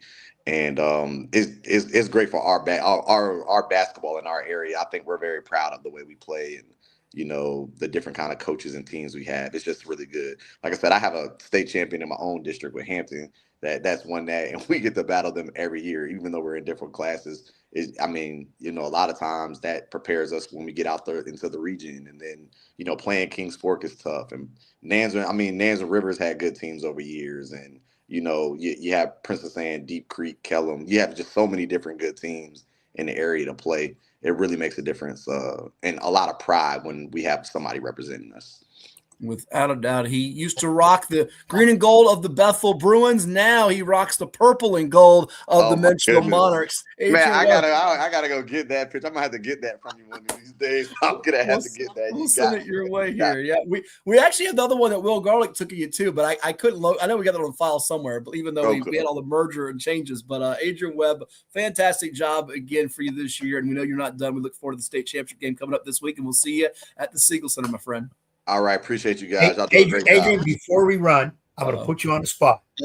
We need you in the Coach Association, BCAV, and I don't want to say a lot on the air, but we need you. So I'm making you give us a yes or no. It's a yes. Yeah, you got me now. I can't say no to you. You a legend in your own right. Coach, hold on. You got to hold his feet to the fire. Say, listen, I will sign up the minute you pay off your stake bet with Willie Gauze, because he always says winner buys and he hasn't paid the bet off. It's has nothing to do with Willie Gauze has already joined. He knows it's coming. He said he already bought the stake yet, though. It's coming. If we got to, Adrian, I got to get you. You got to send me your email as soon as you get off this show. Matt, give him my number, whatever. Right. Send me your email. I'll give you the info. We got to have you in all seriousness, and I'll tell you why privately. I put you on the spot enough. Adrian, here's the right answer. Coach, you have my word. I'll do it, but make sure you buy me and Willie the steak. Hey, you come on. Steak dinner, Ed. Steak dinner. I'm telling you right now, when I get with Willie, and it will be sooner than later, you're more than welcome to join, because I'm going to be among royalty. I'm high up there. I'll have eyes on me, because after that picture of you, the babes will be all over the place saying, hey, where is this guy? And I'm going to say he's right here, and he's more refined. He may not have quite as much muscle, but he's got more up here. So yeah, definitely. Hold it. Hey, are you married? Yeah, I'm actually just a year in married. So year married. My wife don't play all that, but it's all good. Okay. All good. When we sit down, you're married, Willie's married, I'm not. So when they come around, point to me. I got you. All right. Coach, all the best to you this week, and we look forward to seeing you at VCU. All right. Appreciate you guys. We'll talk to you up there, Adrian. Good luck to you, man. All right. Thank you.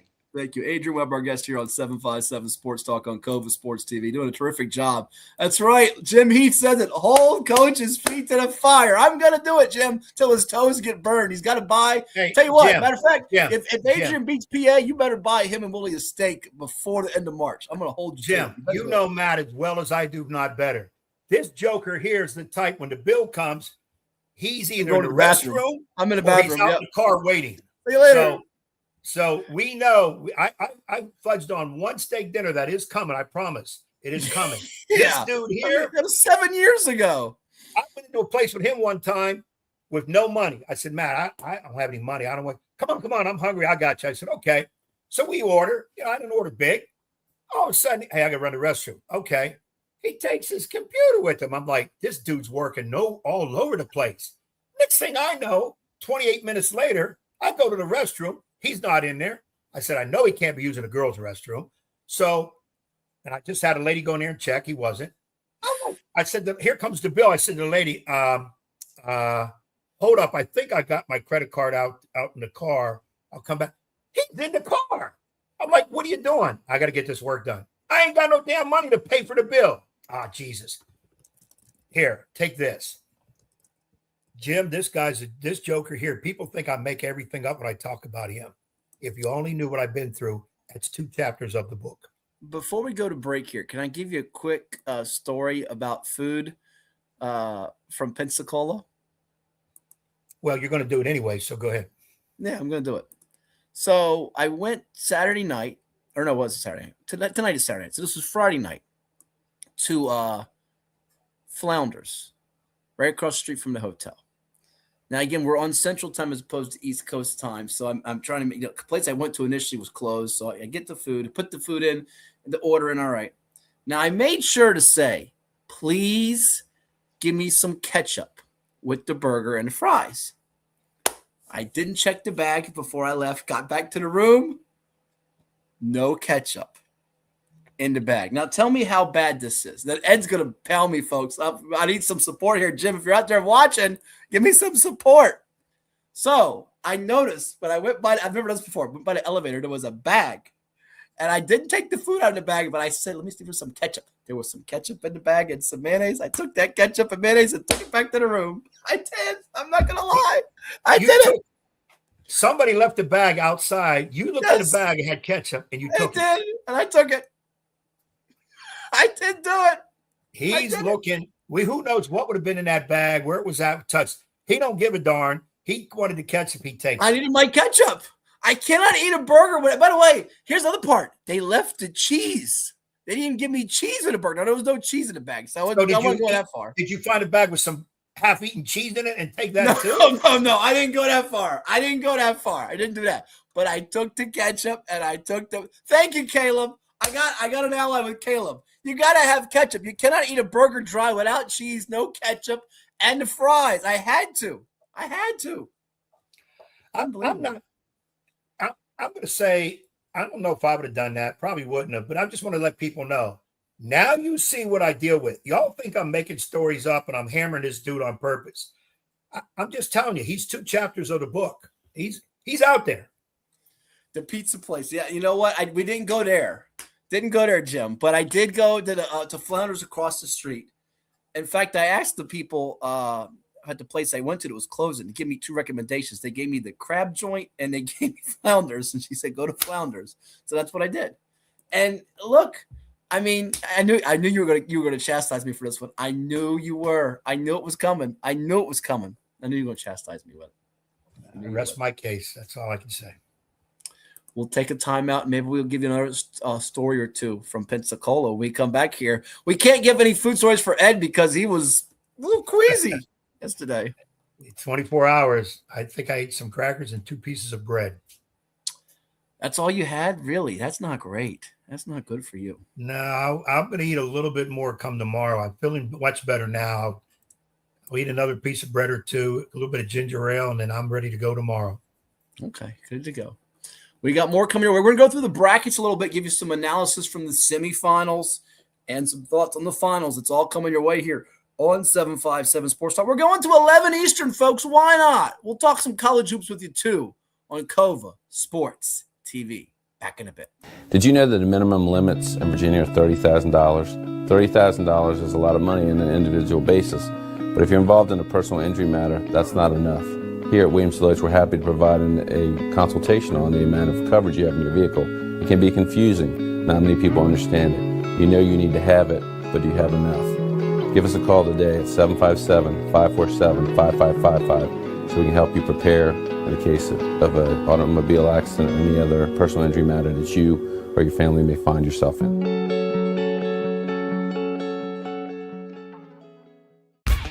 For any athlete, making it to the top sometimes comes with a few steps back. That's why there's CHKD Sports Medicine. Advanced diagnostics, treatment, and rehabilitation for sports injuries, just for young athletes like yours. What's up at DQ? Oh, just the best deal ever. The $7 bacon cheeseburger meal deal. Bacon cheeseburger, fries, drink, and a sundae. No time to be modest. It's all full size for just $7. Right now at DQ. Happy tastes good. Well, it's everybody's favorite time of year again. Time to prepare to make your annual donation to that infernal revenue service. And if you're like me, you need help. Help to keep that donation as small as possible. So get off your W-2 and call John Maynard at John's Tax Service. 455-6763. As a banker at Town Bank, we believe that people bank with people, not with banks. You're looking for an actual personal relationship, and that's what you get at our bank. You get that person that gets to know you, gets to know your business, is there for you. I think that is what motivates us, what drives us. And the idea that we are trying to serve others and enrich lives, I think is very true.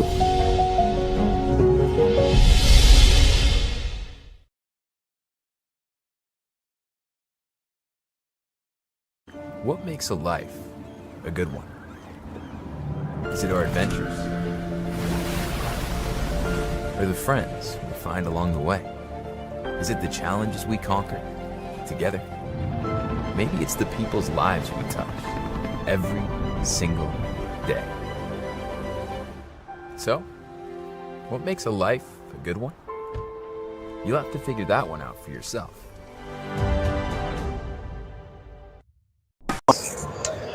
All right, unofficially 790 wins and counting for Darnell Dozier as Princess Anne beats Kings Fork tonight, 65-53 in a heck of a battle in the state quarterfinals. Moving on to the Final Four, Coach, 26-0 on the season. What can you say? You got off to a great start. Second quarter, Kings Fork fought back. What did you tell your team at halftime in the locker room as it was just a 4-point game, 34-30?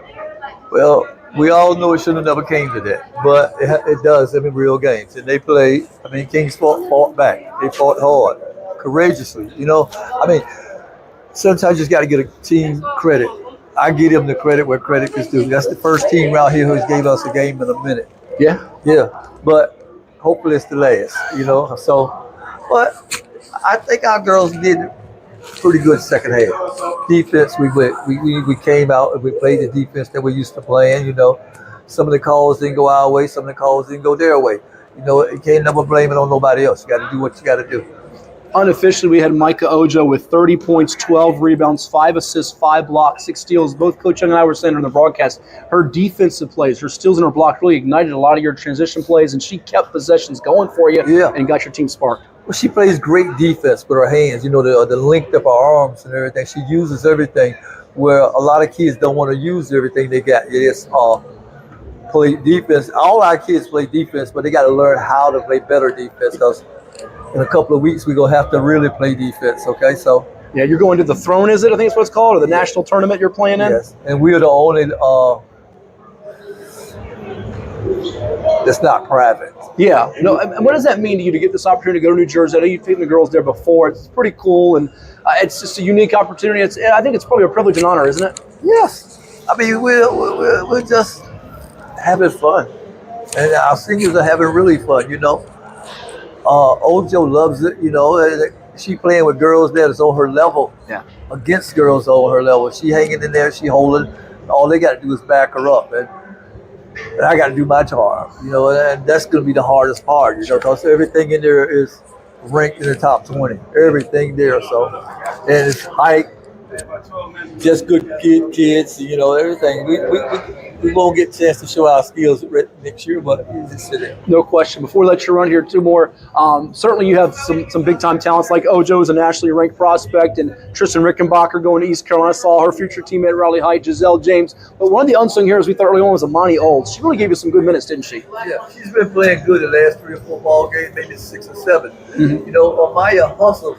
The thing is, she has knowledge of the game yet, but she gets it. She's getting it. So school's done ask her about her lately, so she's going to go. Sure.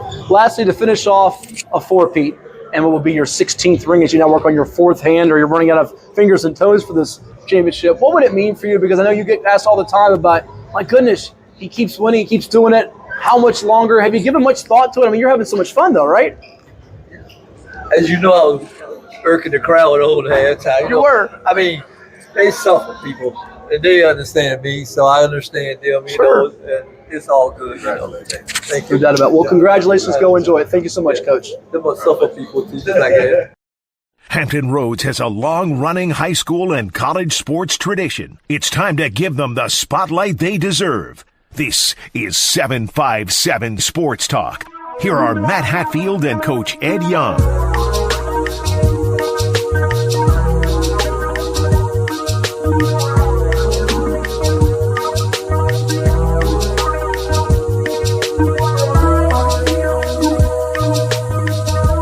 Sorry about that. I was eating something here on 757 Sports Talk on Cova Sports TV. Well, you did it earlier, so I can do it, right? You want to know what it was? Hey, that's some good hamburger you have left over from Founders. Chocolate cheesecake. Lord Jesus. Oh, it's good. It's so good. I can't say where from because they don't sponsor the show, but it's good. It is really good. Ryan DeGurda out there. We love Ryan, one of our great camera operators with the NFHS Network. Isn't it 11 past Coach Young's bedtime? It is, Ryan, and we're going to go past 11. And I'm telling you right now, these young whippersnappers out here like Ryan and them, hold off on the old people jokes, old age joke, all right? I can outlast that dude any night of the week and including double on Saturday nights because I'm smart about it where them young ones run out of energy real quick. So it's like the old, was it parable or fable, whatever it is about the two bulls up on the hill looking at all the young cows down in the pasture. What the young one wanted to do compared to what the old one said we're going to do. I ain't going to say it on air, but look it up. This cheesecake is delicious. Hey, by the way, Ryan, everybody else out there watching, I found something that was in reference to Coach Young down in Pensacola. Free ride in a police car if you shoplift from this store. Compliments of your police department. They found you, and they made the sign. I ain't never in my life shoplifted from a store. Okay? I don't know about that. Except when I was 7 years old. Hey, you said never. When you doesn't count yourself, it does count. See, I'm very how they say transparent. 7 years old, nobody was looking. I was hungry. I took a candy bar from 7-Eleven. And those of you that have never. Those of you out there that have never taken a candy bar from anywhere, okay, chime in and let me know so I can see who the liars are. Now, I was so distraught, raised the way I was by my parents, I turned around to walk back to the 7-Eleven to give them the candy bar, knowing I'd be in trouble. And I know at home I was going to get it. But I ate the damn thing before I got all the way back, put the paper in the trash can, and ran home. And every police car siren I heard, I thought was after me. And I was hiding behind trees and fences on the way home because I thought, I'm going to jail. Somebody saw me, I'm going to jail. I made penance for that. And a lot of times now when I go to 7-Eleven, as old as I am, and I'm supposed to get 6-7 cents in change from money, I always tell them, nah, hold it up. Maybe down the road I'll need it. So I'm trying to pay that candy bar, which I probably paid it back tenfold over since. It's just because that's the way I was raised. I am so disappointed in you. So disappointed in you. I know people stolen worse than that and should be in jail and weren't.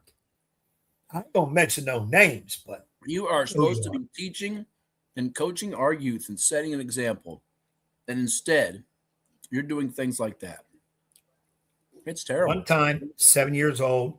I don't say it was right. This cheesecake is good if you heard me say it already. Oh my God. We're trying to do a professional show here. This dude's got stuff all over his face. It's great while he's eating. Oh, this people, Jim Heath, if you're still with us, what I tell you, 2 chapters of the book on Hatfield alone. And speaking of sponsorship, as you try to swallow your 18th bite, people, we need sponsorship. So if you know some people that got some money, we could do a whole lot more of this show if we had a little bit more buckaroos to do some things with. Send them our way so we can do it. Our ad department is, for a better word, lacking. Don't tell me you ordered all those. No, this was the Bunny Hollow at the, I can't say which club it was at. You can figure it out if you look at the background hard enough. $68.99. Now, I know all the little kids out there, those 7-year-olds that are Ed Young wannabes, would love to have that. But I'm not paying $68.99 for that. No for chance. One box, it's almost $70. Yeah, one. Not for all of them. It's one. How big? What is it, like 89 pounds? How big is it? It's pretty big. You see the big rabbit there. Easter's coming up, Ed. It don't look that big to I me. mean, $70? Yeah, it's $70. And Vinny the attorney, don't let me think you've gotten away. Yeah, Vinny's right back here. He heard that. He tapped me on the shoulder and he said, what are you doing? Plead the fifth. All right, I plead the fifth. Well, I don't know if Coach G's out there watching, but maybe that'll be the alternative if you don't buy him that steak. That's a lot, though. I tell you what, 68. But it's hollow. A hollow rabbit is nothing. You got to have. I want the solid milk chocolate made by either Hershey's or Russell Stover, the real chocolate companies, not some of those fake companies. Let's get the thoughts now, since we've done enough on food and Pensacola and come on, man. We got championships next weekend. Yeah, we next do. Weekend, baby. State titles. We have to. Caleb says he's got to see that person. Caleb, it's real. It's not make believe. It's real, folks. Caleb, I'm like you. $70. I thought it was maybe this big. He's talking like it's 5 feet tall. I saw it today. That's with my own two eyes. All right, let's get to these games, baby. Let's get to these games. Well, let's get to. So we had the quarterfinals here. Lansdowne, we had Sherman Rivers on the show. He's never going to come on again because of you jinxing him. There you go. And by the way, had a lead. I did set the interview up, but he had a lead, pretty sizable. I want to say 11 point, 13 point. They were up double figures going into the fourth quarter. Damian Robinson got hurt. He didn't come back to leg injury. Wonder if he was going to play. I think he dropped 24, 25, 26 points in the semis. I forget exactly what it was. Watched a good bit of it in the fourth quarter against South County. And in fact, in that fourth quarter, Dame Robinson, Rashad Shaw, who was also all region. Dame got region player of the year in 6A. And Josiah Law, who's been their step-up guy, Ed, the two-sport standout who played football this year. He's got some recruiting attention for football now. Athletic wing. He's kind of filled that void that Xavier Cleveland left from last season. Went over to Green Run. He's going to Virginia Tech for football. We'll get to Zay and the Stallions here in a bit. But those three all had 4 fouls in the fourth quarter, but Lansdowne pulled away. And I got to give a shout-out to Chase Johnson. Chase Johnson has been – for Lansdowne, the unsung hero. He's made some big shots and had some clutch plays in both of these state playoff games. And another guy, Maurice Manigo, Ed, a sophomore for Coach Dwight Robinson, a kid that was averaging, I think, 2.2 points per game going into the quarterfinal round on Tuesday against Patriot. Guess what he does against Patriot? He ends up, and we talk about it all the time. You asked earlier to Adrian Webb and to Zach Harrell's look about that step-up guy, unsung hero. And for them, it was Maurice Manigo, Lansdowne, because he goes out there and goes 4 of 5 from 3 in the quarterfinals. This is a kid averaging 2 points a game. That was immense. All that's great. South County escapes George Marshall in the quarters. Westfield pounds Edison. Manchester beats Gainesville. And then Manchester, who beat Lansdowne, wins its quarter, and then it loses by 32 to Westfield, who has opened up its state tournament games 17-0 and 21-0. Westfield's a machine, Ed. They really are. They've won now 28 straight games. Their only loss was to Paul VI, a nationally ranked powerhouse. What's it going to take for Lansdowne, your pick to win the championship, to beat this Westfield team that has the inside-outside game working, has Jamon Price, Isaiah Brown, Colin Stemberger, perimeter attack. They're scoring a lot of points, and they're making it look effortless. I'm the 757 homer, as I told Zach here. I want Lansdowne to win. I picked Lansdowne to win. I'm overlooking. Don't waffle now. Don't waffle now. It's hard to overlook a great, fantastic, capital letters great Westfield team. I want to stay with Lansdowne because I think Dwight will have their mindset right. That young backcourt, even though they've really done well this year, they're still sophomores. I think they play more like seniors. And if they continue to do that and they play with a reckless abandon with directional purpose, they can knock down this Westfield squad. And I don't want to go against Dwight. No, Caleb, the whole world is picking Westfield. And they are. So. And listen, this is the spot that Coach Robinson relishes because remember, I go back to the first championship he made in 2004-05, my first year covering Virginia Preps. He lost the region final to Woodside, led by Stanley Pringle and Percy Harvin, the eventual NFL star, and they had a fourth quarter lead. Harvin was magnificent in the game. They ended up losing to a Woodside team that was one of the best teams in VHSL history, led in that backcourt by Calvin Baker and Stephon Welsh, with Sam Atupum and Willie Bell on the inside, and Leroy Foster, that X-factor at the small forward position for John Richardson's team. But this is a game where I feel like Lansdowne's defense is going to have to handcuff or take something away from Westfield. They're capable of doing it. So here's my question to you. They got to keep the score. They can't win a game, I don't think, in the 70s or 80s with Westfield. But I know how good Lansdowne's defense, it's what their program, their foundation is built on. Here's my question for you. Does Dame Robinson have to go off for them to win? Get a 25 or 30 piece, have a lot of assists, be the best player on the floor by far, and dominate? Or is it more imperative that those other guys around him, like a Josiah Law at the wing, like a Rashad Shaw in the backcourt, maybe a Manigo off the bench, or Chase Johnson in the backcourt, or even a Lon Walker, the big guy who shows flashes, has battled foul trouble, maybe he's a key in this game. What will it take for Lansdowne to knock off Westfield and end the 28-game winning streak? This is a fascinating matchup. And again, our number 1 and 2 preseason teams on Virginia Preps, Westfield was 1, Lansdowne was 2. Lansdowne has to do what got him here, obviously, proverbial statement. And I think Dame has to play well and maybe a little bit above his numbers now. Because Westfield might say, well, we're not going to let Robinson beat us. Somebody else is going to have to, and really put clamps on him. So Lansdowne has to find ways to pop him to get him what he gets. And Dame's got to understand, be calm, because they're going to be physical with you. He's probably already seen it, probably already been told. He's going to get bumped around, but, he gets that at home from dad, so it don't matter. And then you need a Gold got kid that hit those threes and that. You need somebody else to step up. You can't just sit there and watch, hey, Dame, take us to the promised land. No, not at this level. And then again, we flip it. What does Westfield do well? Now they just got back one of the I forget his name. You know better than me. He came back recently. He was out for a while. I don't know if it was injury, whatever. Big kid, 6'7" kid. His brother's on the team too. His brother's older, who's pretty good. For Westfield? Yes, Westfield. Yes. No, I think he's done. I think you've got even some bad intel. There was rumors about that. I don't think he's back, or unless you know something I don't know. Maybe I got a scoop on you that I don't normally get. Maybe you do. I saw it in one of the places online. Go ahead back here and look at it. I think it just happened today. Okay. Or I saw it yesterday. The older brother has been playing. You're talking about Malachi Lee, who's a big football star. I had heard he's not coming back. Well, then you've scooped me because I hadn't heard that. That's now, unless they're lying, and of course sometimes on the news, but this looked like it was from a reliable source. Okay. He's back. I don't know if this is his first game back or the last one was his first game. You can find that out easier than me.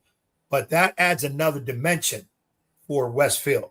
He's playing, because Will Robbins has been their main interior presence there. That could change some things up a bit. But this is going to be an interesting game coming up on Thursday. It's the first boys championship game. The tournament's going to kick off with, by the way, we're going to take not a quick timeout. We'll actually give you an interview before we get to the Class 5. But on the girls' side, I want to get to your thoughts on the Class 6 championship. It's a rematch from last year. Osborne Park and Manchester. We know what a wonderful job Rasheed Wright has done. His team lost the championship game a year ago. Remember, they had Mia Woolfolk, who went to Georgia, was a star player. But last year, Osborne Park won at 60-48. It's a rematch after Osborne Park breezes by Oakton. They're led by Key Rainey, the region player of the year and perhaps the state player of the year. Manchester wins by 11 over West Potomac, which had a three-pointer late to beat Centerville in the quarters.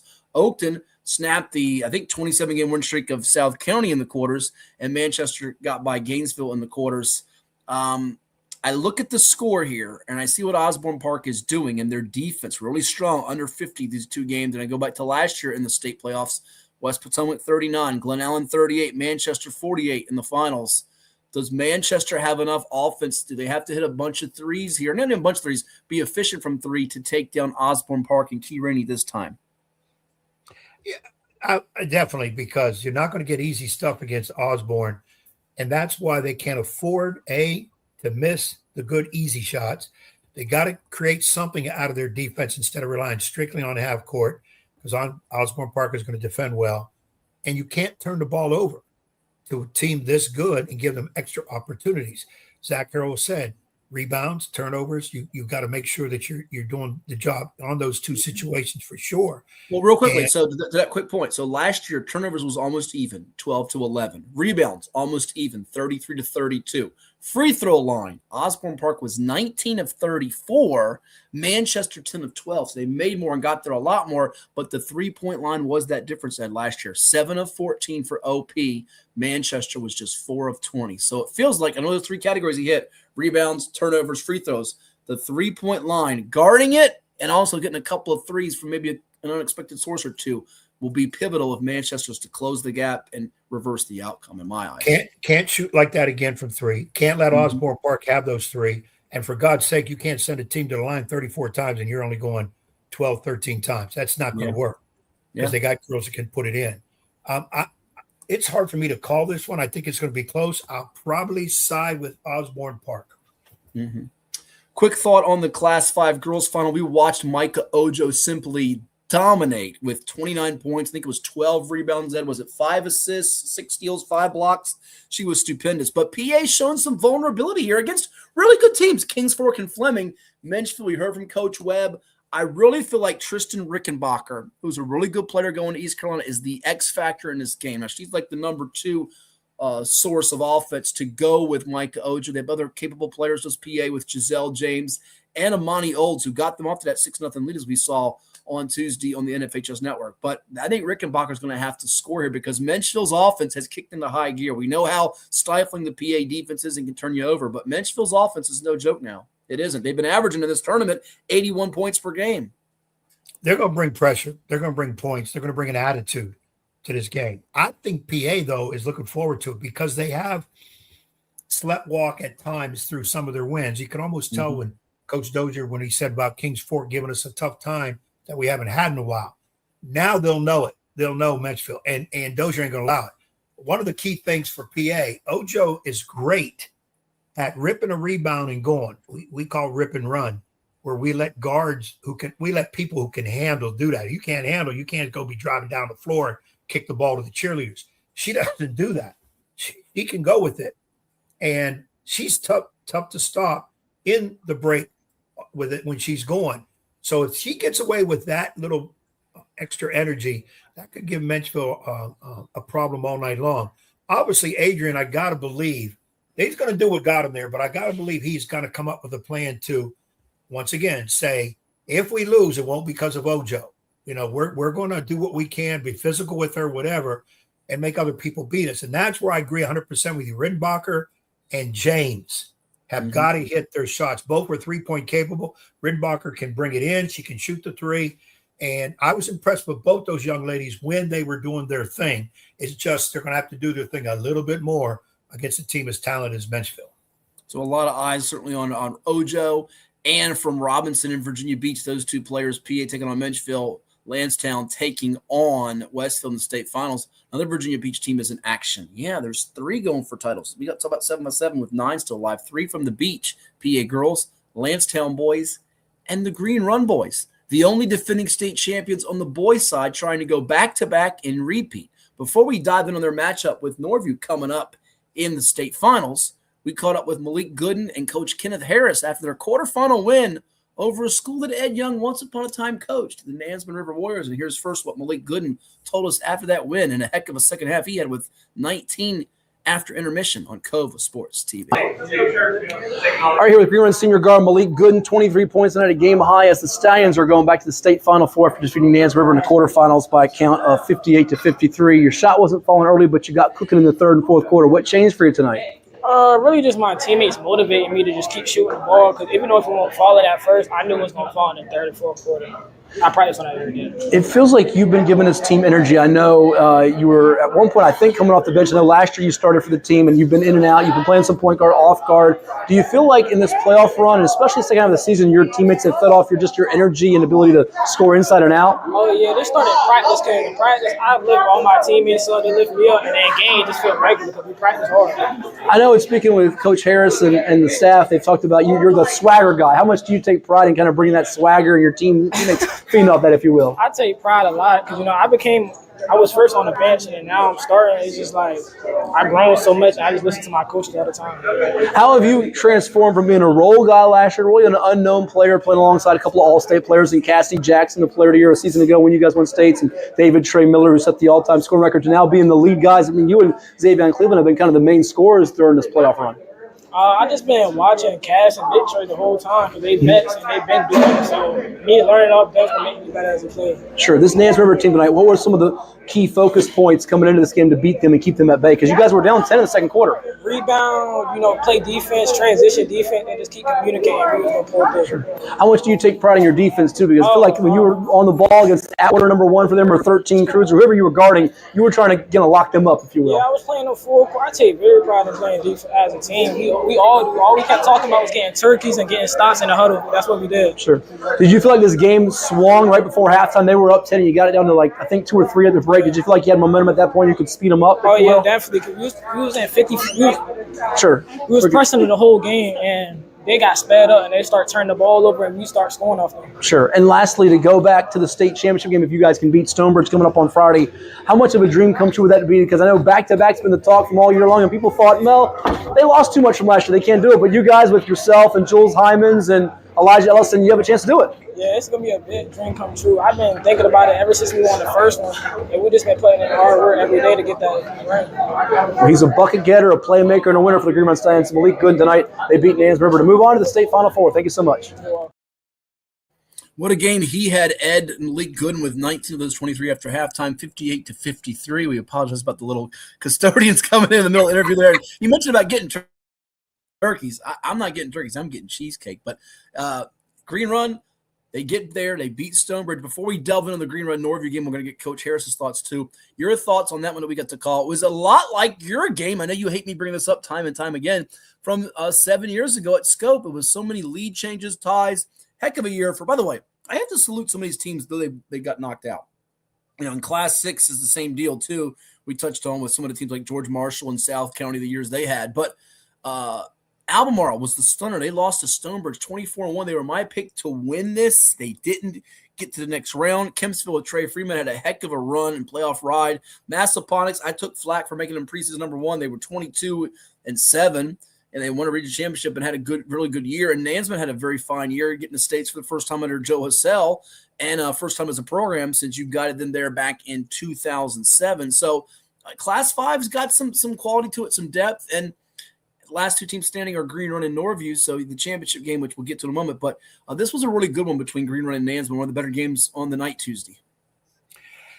Yeah, it was a game that I kind of thought would come down very similar to the game we had that 7 years ago.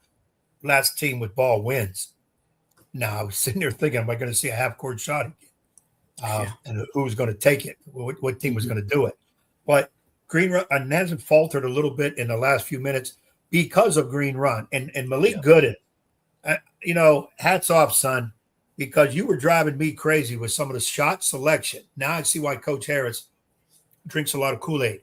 But you made a comparison. He's got a little bit of Shannon Evans to his game, which is a pretty good compliment because Shannon was a heck of a player, went on to start at Buffalo, Arizona State, and is playing pro ball overseas, doing quite well. So to be in that same ilk means he's got a competitive juice and fire to him, and he's a streaky scorer. And Shannon used to tell me when I gave him the devil, Coach, I don't worry about my last miss. I'm just concerned about my next made. Yep. And a quick side note, Zach Harrell said he had to send a kid down to JV for a while to get him straight. This is why I say Zach Harrell's a young Ed Young. I did the same thing with Shannon Evans as a sophomore.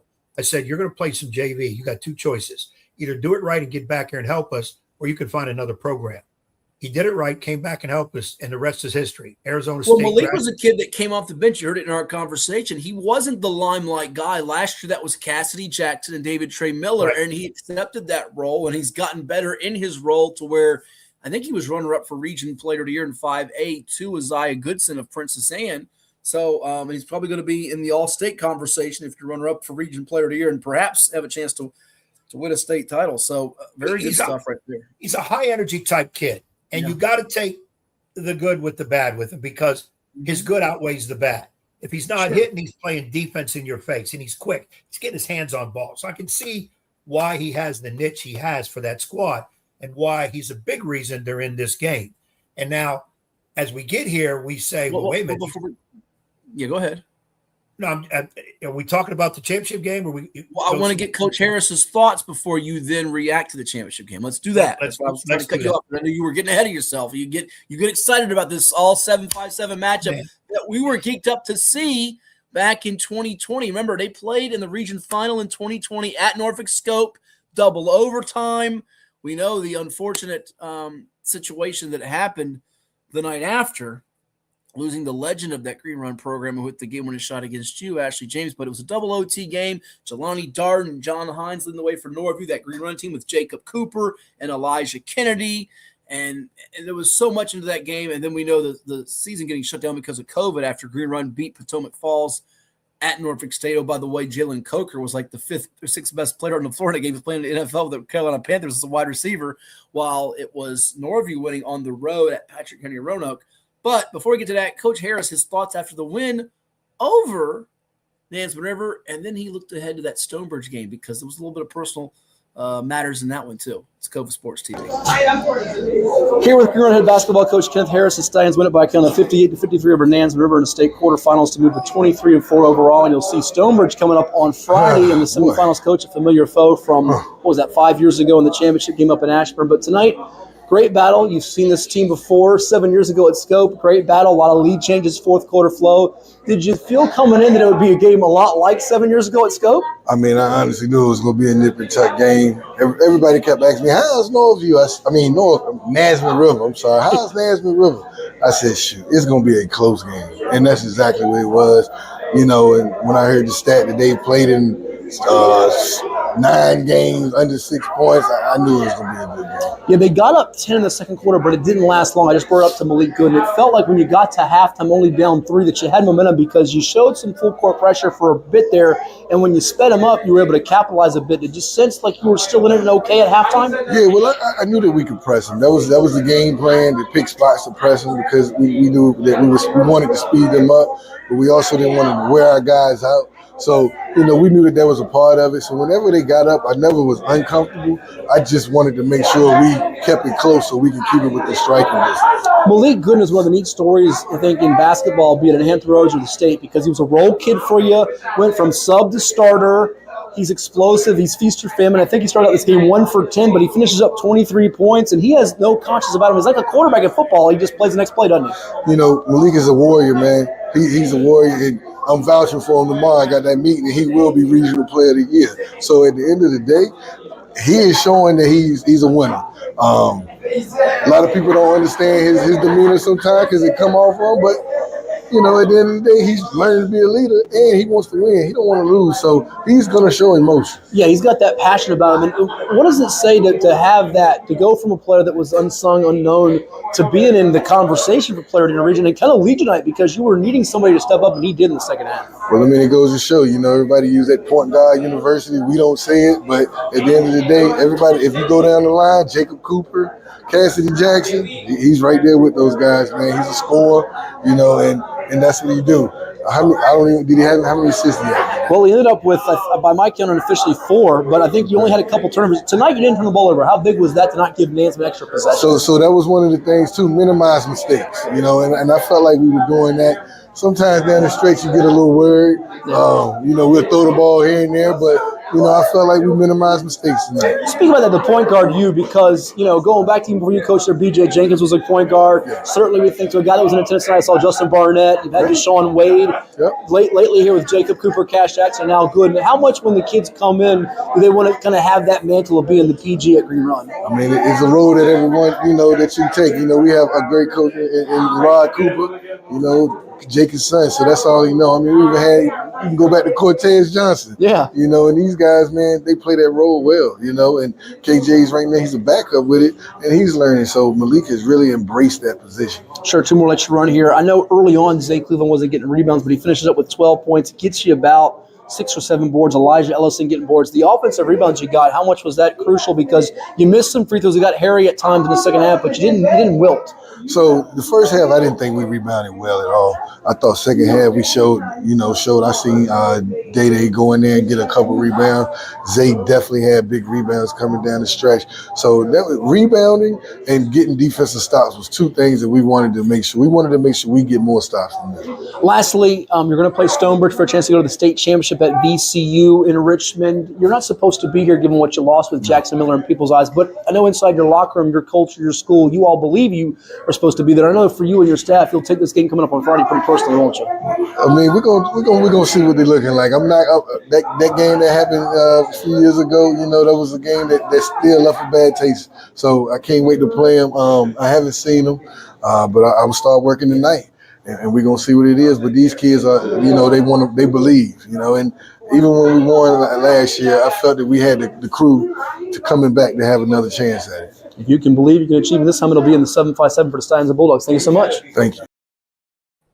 And Green Run took care of business with ease at over Stonebridge, 62-46, just too athletic and too quick for a Stonebridge team that's going to bring back, I think, 6 of their top 7 scores next year, led 18-6 after 1, 31-20 at the break, and by 19 going into the fourth as Xavier Cleveland had 16 points. Malik Gooden complimented him with 15. So they'll get Norview, who's led by one of the best in the entire state, Keon Mitchell, goes by the nickname of Fats. Nearly had a triple-double against Massaponax with 23 points, 10 assists, 8 rebounds. He can certainly dominate and play-make in this game, not just the basketball, but the entire action and flow here. What do you think of this matchup here, Green Run and Norview, and a couple of things that will stand out to you as keys because both teams come in off pretty impressive showings in the semifinal round, and, of course, Norview absolutely spanked Kempsville in the quarterfinal round, and also they looked really good in the semifinal round. Both teams winning by 15+. Yeah, I think this game will be a little different than when they met before. Well, they didn't meet in the championship in 2020. Remember, it got canceled, but you mean in the region championship was double overtime, right? Yeah. Right. The Green Run's got to handle Norview's physicality. Mm-hmm. Fats Mitchell is a ball dominator. He can score it long, short, finish at the rim. He'll distribute it. He reminds me a lot of James Harden, if I can make that kind of a comparison. Yeah. And he might play a little bit more defense though than Harden does. Who doesn't? Who doesn't? It's his cousin, I think. Is it number 3? Is his cousin? Samarion Mitchell. They call him Marty. He, to me, is a big key. Maybe the glue of that squad. When he's going well, a lot of the things go well with them. They've Remember got that first quarter he had against Princess Sand in the showcase in January was just off the charts. I think he had like 16 points in the quarter alone. Because he can go. I mean, he's got the speed. He can go. And they're not – so Norby's not that one-trick pony. You stop Fats Mitchell, you got the game. And you know what? Their role guys around the Mitchells, that's his cousin Zamarion, but the Hayden Luther comes from football. The Carlton Gregories, those are the role pieces around them. Will Adams at the guard spot who played so well against Lake Taylor in that comeback win in overtime the first meeting. They've got different players stepping up around their headline 2 guys in the Mitchells for Ricardo Foster and company. And it feels like Norview's on a high here. And it feels like Norview is going in as the favorite, which is so strange to say against the defending champs.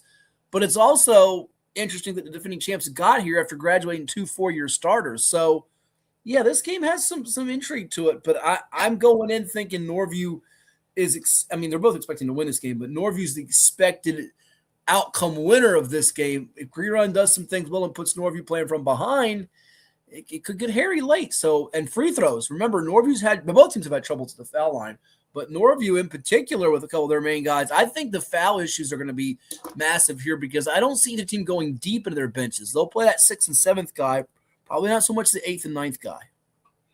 Yeah, I agree with that. My gut feeling in this game, I look at it as Norview's the favorite coming in. Right. Because of their physicality, their ability to score inside out. Green Run, as I see them play, is more of they don't score inside for me enough as Norview does. So that puts pressure on your shooting. They cannot go into 0 for 5 slump, haven't scored a field goal in 2.5 minutes, 3 minutes. They can't afford that against Norview. And now, here's one for you. Does the championship experience matter for Green Run? Though they don't have Miller and Jackson, and they didn't shoot well last year, 3 of 19 from behind the arc as a team in that game, although Albemarle was 0 of 13 themselves. But does that help having Hymans and Good and Elijah Ellison, some guys, Dejon Williams and Kevin Willey Jr. off the bench that were on this stage at VCU before? Is that an advantage or plus for them against Norview, who's never played in this building? And by the way, Norview hasn't played outside of Norfolk now for like about a month. Yeah, I've always said if you've been there before, it's an advantage. Now, they didn't play the bigger roles back then last year, but they've been there. They got the idea of the atmosphere, which is another reason I keep saying all the state games, final, regional final, all the state games, quarters should be on a college court somewhere. So when the kids get to the VCU, it's not like, oh, wow, look at that. That's a whole nother story. They have an advantage. And I think Coach Harris has done a greater job coaching this year with these guys than he did last year. I think he had a little less to work with this year in terms of overall experience, but he got him quickly on the right path. And he, like Malik Good, and I told you, Malik would drive me nuts. But Kenny knows his mentality. Kenny was able to allow him to be himself, but Kenny still steered him in the direction he wanted to go. And that's a lot of some coaches can't do that. They just can't. He's allowed it, and that's hats off to an experienced guy like Coach Harris, and who's been here, who's won here. So that plays a big role too. But Norview, they're a type of team. They'll take you on out shirts and skins outside. It don't matter. We're coming at you. We're going to give you our best. We're going to be physical with you. What you going to do with it? That's Norview's way of playing. And they're one team that really doesn't. And Rick does his homework too. Let's not get it twisted. They're going to do their thing. They're going to make their changes as necessary where they go. But you better be able to stop what we do because we're not going to deviate. And that's why I put a little emphasis. Oh, Lord, my people, Green Run are going to hate me in school. I coached that a couple years, and the Harrises I love to death. I go into this game thinking Norview's probably a 3-point favorite. Okay. And I'll probably eat crow on that, and that's fine if I do. My picks mean nothing. But I just think their physicality will show a little bit more in this game over the course of that game on the bigger court because it's an extra 10 feet that you got to go. And maybe, as you said, well, we're only going to use 7 guys. You might have to go that 8th, 9th guy a little bit just to give somebody a breather. But the key guys are going to go the length of this. Another interesting game, but I'm going to give a slight edge to Norview. I don't disagree with you on that at all. Should be a fun one, though, an all 7-5-7 showdown, and somebody from Hampton Roads is going to come away with the championship. We'll see if it's Green Run with back-to-back or Norview getting its first state title that they don't share because they had to share it with the Stallions 6 years ago. We'll come back and go through the Class 4, Class 3, Class 2, and Class 1 finals and blast off on this Saturday night edition of 757 Sports Talk. And where are they watching, Edward? Well, it's Cova Sports TV. Are they still watching? They are still watching. You know they are. Good. Come back for more. For any athlete, making it to the top sometimes comes with a few steps back. That's why parents count on CHKD Sports Medicine, advanced diagnostics, treatment, and rehabilitation for sports injuries just for young athletes like yours. With convenient locations across Hampton Roads and a whole team of experts here to keep your favorite player at the top of their game. CHKD Sports Medicine. Learn more at chkd.org or call the CHKD Sports Injury Hotline. Cova Painting. We don't just paint, we transform spaces. Visit covapainting.com or call 757-550-7357 and mention the Sportsplex for 10% off of projects over $1,000.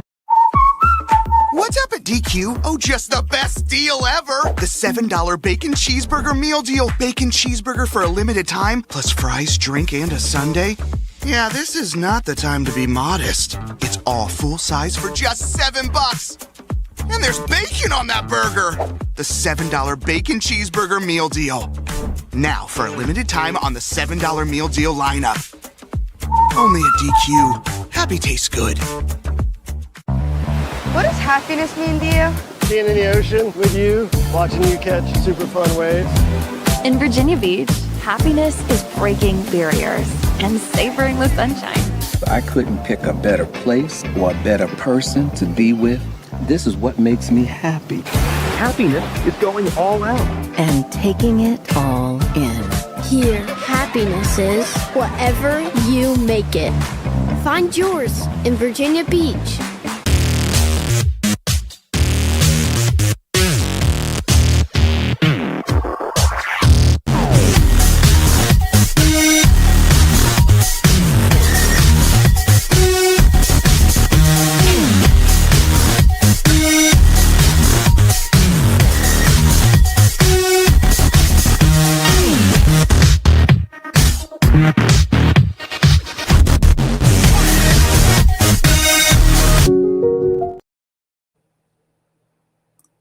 This is 757 Saturday Sports Talk with Matt Hatfield and Coach Ed Young.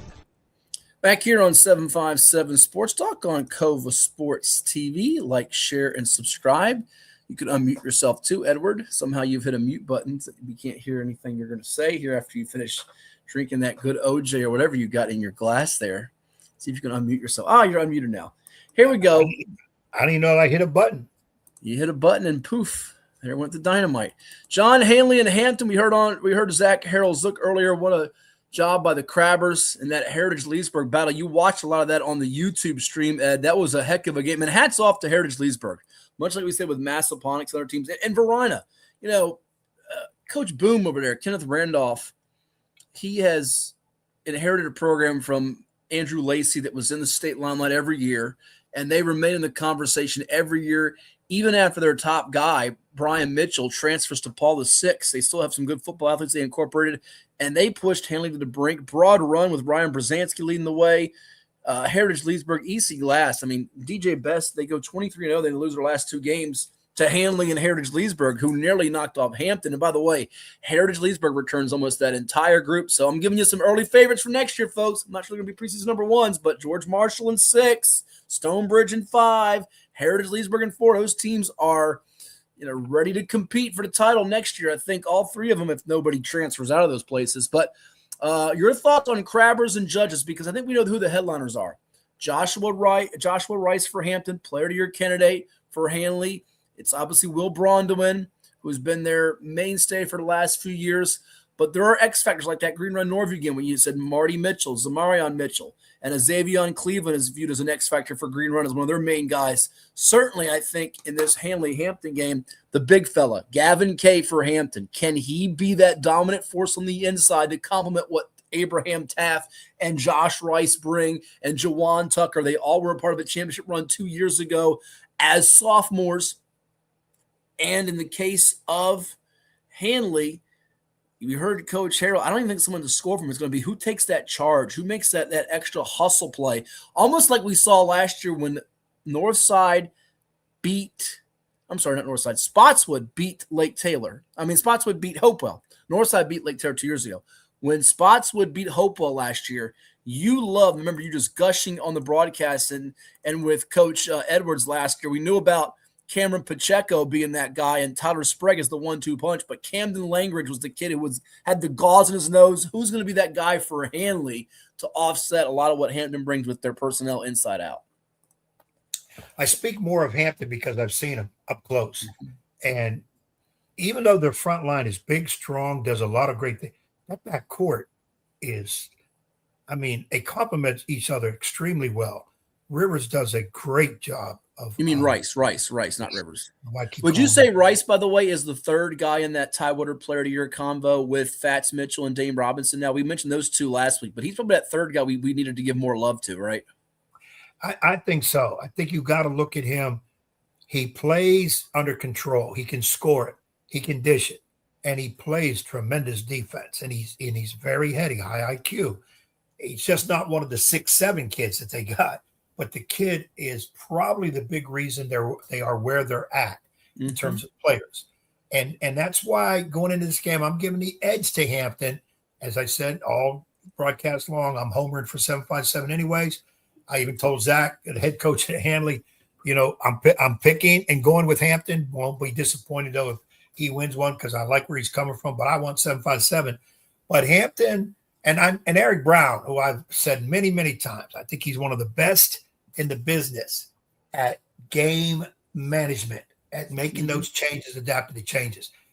But Zach Harrell ain't far behind. So I'm interested in seeing that coaching matchup as well as the player matchup. Though neither coach wants all that spotlight on him, I'm going to give it to him. Right. On the Class 4 girls side, I didn't put it in the bracket here yet, but we can tell you Manor beat Hanover 95-41 on Saturday night to move to the semis against Heritage of Leesburg. Manor will get to host that in Portsmouth, by the way, coming up on Tuesday, while Hampton outlasts Henrico 60-49 to get a date with Salem, and the Crabbers have to go out there. I know you're pulling for an all 7-5-7 showdown with Shonda Bailey's team against Roger Smith's squad.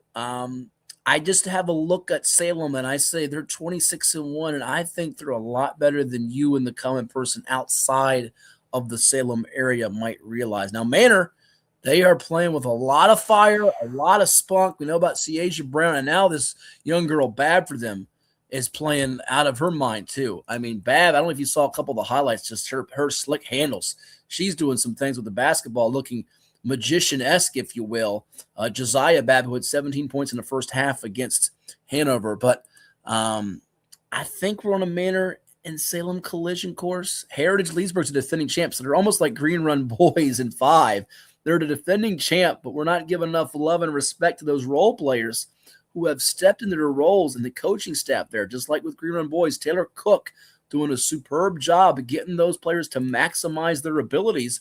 And arguably, you could say, like with Coach Harris, she's done an even better job this year after winning a state championship than last year, arguably, right? Yeah, I think Taylor has done a tremendous job, and she's doing it under the radar, which I'm sure she's okay with that because it's what you do on the floor that means more.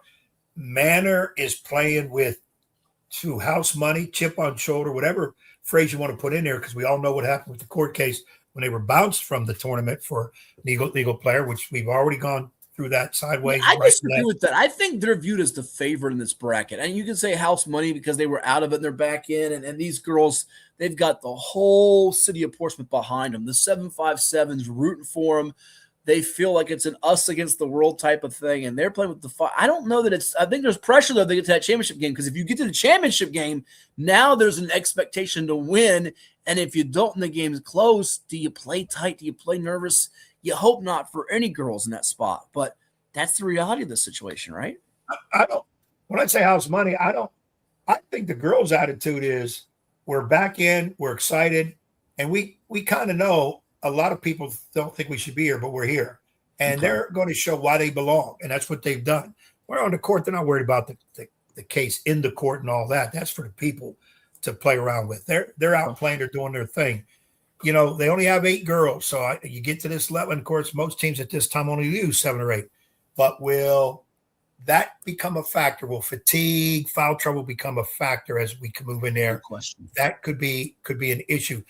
I'm praying. I wanted to see Shonda Bailey's squad get in there, but you know more than me, and that Salem looks like they have maybe a bit too much for them to handle, but it would be great to see Hampton and Manor, another 7-5-7 matchup. I think we definitely going to see Manor in that situation, but I'm not counting out no Taylor Cook's squad. You know, there was a reason they won it last year. Let's see what they can do this year. Well, I'm not going to count out Shonda either, because I think she'll use her bench and she'll have some players step forward in that game with Salem. It's just going to be a matter of if the threes are falling, I think, for Salem or not. If Henry takes away that eliminates a 3-ball, they got a real shot there in that game. But I'm just wondering who's going to be that takeover player like she's had in the past, like a Jilla Earp or a KD Perry, that can really take control. We'll see if they have that, though. Speaking of takeover players, we know the Petersburg Crimson Wave have them. They have more than one, in fact. Latrell Allman's the headliner, the McDonald's All-American, Oklahoma State signee, who's a dunk machine, rebound machine, and now his front court mate is back with him in Ladarius Given. It's not as highly publicized as the whole situation with Manor, but supposedly they were sitting out with a situation similar to what Manor had. Given, who came to there from John Marshall, like Allman, like Cam Claiborne, and he's back in the lineup, and they absolutely pummeled Western Albemarle 75-35. Crimson Wave were one-time 4-4, Ed, all losses to out-of-state foes, and now this Petersburg team, which has one of the best freshmen in the country too, in King Baycott. They've got Allman, they've got Given, they got Claiborne, they have weapons, and Ty White. This is not new to him. It's not, and it's new to everybody else now at Petersburg, trying to get that first championship for the Crimson Wave in his first year since the days of Moses Malone. It's been that long for Petersburg. They've been snake bitten this championship round for so long. 1974, Ed, 52 years. They've lost heartbreakers. They've lost in 2022. You called it against Cave Spring in the finals. They were seconds away. 2012, 2010, 2009, 2008. Games in 98 and 94 and 89 to Hampton and different schools. And Kings Fork beat them. And Norcom beat them. The Dorian Finney-Smith team, when Shelton Haskins had the game winner. Is it finally their time? It's been the motto all year. It's our time now. It feels like it's their time now. But Lake Taylor wants revenge. They want another crack at Petersburg, who beat them in the region championship by 13.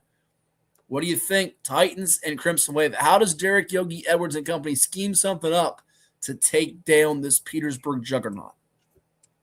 I'm sure Yogi and his staff coming up with something to try to change that outcome. But in all due respect, Petersburg just has a whole lot of firepower. 1 out of 5, where 5's the highest rated. They're 5 almost at every facet of the game. And they've got that size. They've got quickness. I just don't see it. So what would you do? Hold on, let me ask this then. What would you do if you were in their shoes? If you were in his coaching staff shoes, what would you do to beat them? And be serious. I know you're some people we joke about holding the ball here. Like, there's good athletes. I don't think they're afraid. Again, I mentioned they played before in the region championship. Given didn't play in that game. He's going to play in this one. At least that's what we've been told. And that game was a game. Ended up being Petersburg winning it 66-53 in Norfolk on Lake Taylor's floor. Now it's at VCU, and you know there's going to be a lot of Petersburg fans in the building, an awful lot of Petersburg fans. I'm going to tell you right now. I'll make the prediction right now. The last game of the tournament. Go ahead. No, all 24 teams in the state, Petersburg will have the most people at this game. You're going out on a limb, aren't you? Not really going out on a limb. I don't disagree with you for one iota. They're going to flip places. Yep, they will. Petersburg will, if there's crime in Petersburg, it'll happen because everybody will be at VCU. I guarantee that place will be filled. It will be. I agree. It will be filled. And again, Yogi has to come up with something. They battled him before. A 13-point loss to Petersburg is like a 2-point loss. What would you do? What would you do? What is the? I got to be more careful with the basketball. I've got to make more shots. I've got to get to the foul line. I've got to hit points with the clock not running. And I got to pray to God our defense is the best we've ever had it, because who do you look to stop? You know, is it the inside strength? Is it the guard play? I'm daring those guards to hit shots on me. If Baycott and Claiborne, who can make shots, if they beat me with threes, they do it. But it's almost, to me, the NC State Houston mentality that Jim Valvano took. I'm not letting that 5 be fly slam a jammer where Clyde Drexler and Minshaw and Hakeem Olajuwon are dunking all over me. I'm going to try to limit the dunks and the excitement plays to get the crowd hyped up for Petersburg. That's what John Marshall did, and now Petersburg trying to do that and win their first championship in 52 years. There's certainly a machine that they have quite an arsenal. And if Lake Taylor can get somebody off that bench to give them a boost, obviously their headline guys are Jamari Edwards and Jakari Jones. Freshman point guard who's really good, junior Shaquanta Evans is going to have to handle the pressure because Petersburg, they bring it on defense. And I think they're so known for their high-flying act, if you will, high-wire act with the dunks. But they're going to try to trap and cause turnovers that lead to runouts and explosive plays on the break. And Lake Taylor has to be careful with the ball and not take some bad shots from the outside themselves here. So it's interesting, though, because I feel like Lake Taylor, you talk about going in with house money. I think they have house money in this spot because everybody expects Petersburg to roll here. So if they get this thing to halftime within a couple of possessions, you feel like it's not so much mission accomplished, but you're halfway there. Just stay in the game. Get to halftime where you're connected within 6 points or fewer, and you got a chance. You got a chance. You got a prayer. Yeah, you have to hope you have a chance in any ball game. Though we've heard coaches at VCU say when they played John Marshall back in the day, Ty's former team, it was the one game we didn't feel going in we had a chance. Not to down their own team, but what they had to go up against. Petersburg similar. You're right. And I've got this, you mentioned this a few seconds ago. People say to me, Coach, why can't teams just hold the ball against Petersburg? That hold the ball stuff to me is an ancient term. If you can hold the ball 3, 4, 5 minutes, the right type of players to do that, let me see you do it, because today's game they don't. If Lake Taylor hasn't really done it all year, and I doubt they have, why would you do it now? It's more what I call ball control. Don't waste opportunities. Right. Don't shoot early if you ain't hitting a lot, because you're giving a power team more possessions. And when you play ball control type offense, you got to hit 50% of your shots, because if you're not, they're going to still hit a good percentage of their lesser shots. Yeah. So if you lose 55-25 instead of 106-70, what's the difference? My thing is, you can play ball control. Don't waste shots. Don't take crazy shots, but you've got to hit them. And again, if that's not your style, and you're all of a sudden you're going to do it in a championship game of the states, it's not going to happen. We'll dig into this one more as the week goes along before we get to state championship Saturday, because there's not two teams that we're as well versed in. Nonetheless, Abingdon beats Hopewell 62-49. Skyline takes down Spotswood 59-54. I was surprised by that, because Spotswood, as you well know, Ed, was my pick to win the Class 3 girls championship. And here we are with this matchup. And Abingdon, I'm really fascinated to see here, because I feel like they have some pieces that we're going to put them in position, even if they played Spotswood, to win it. Skyline took out Lake Taylor. They've gotten solid play. There was no real headline superstar for them, but Ashley Baker. Lauren Baker played really well for them against Hopewell on Friday night. And I'm curious to see the real headliner there for them is Ansley Trevette, because in their game against Western Albemarle, she had 34 points, 9 rebounds. So she's the one player that can really be explosive.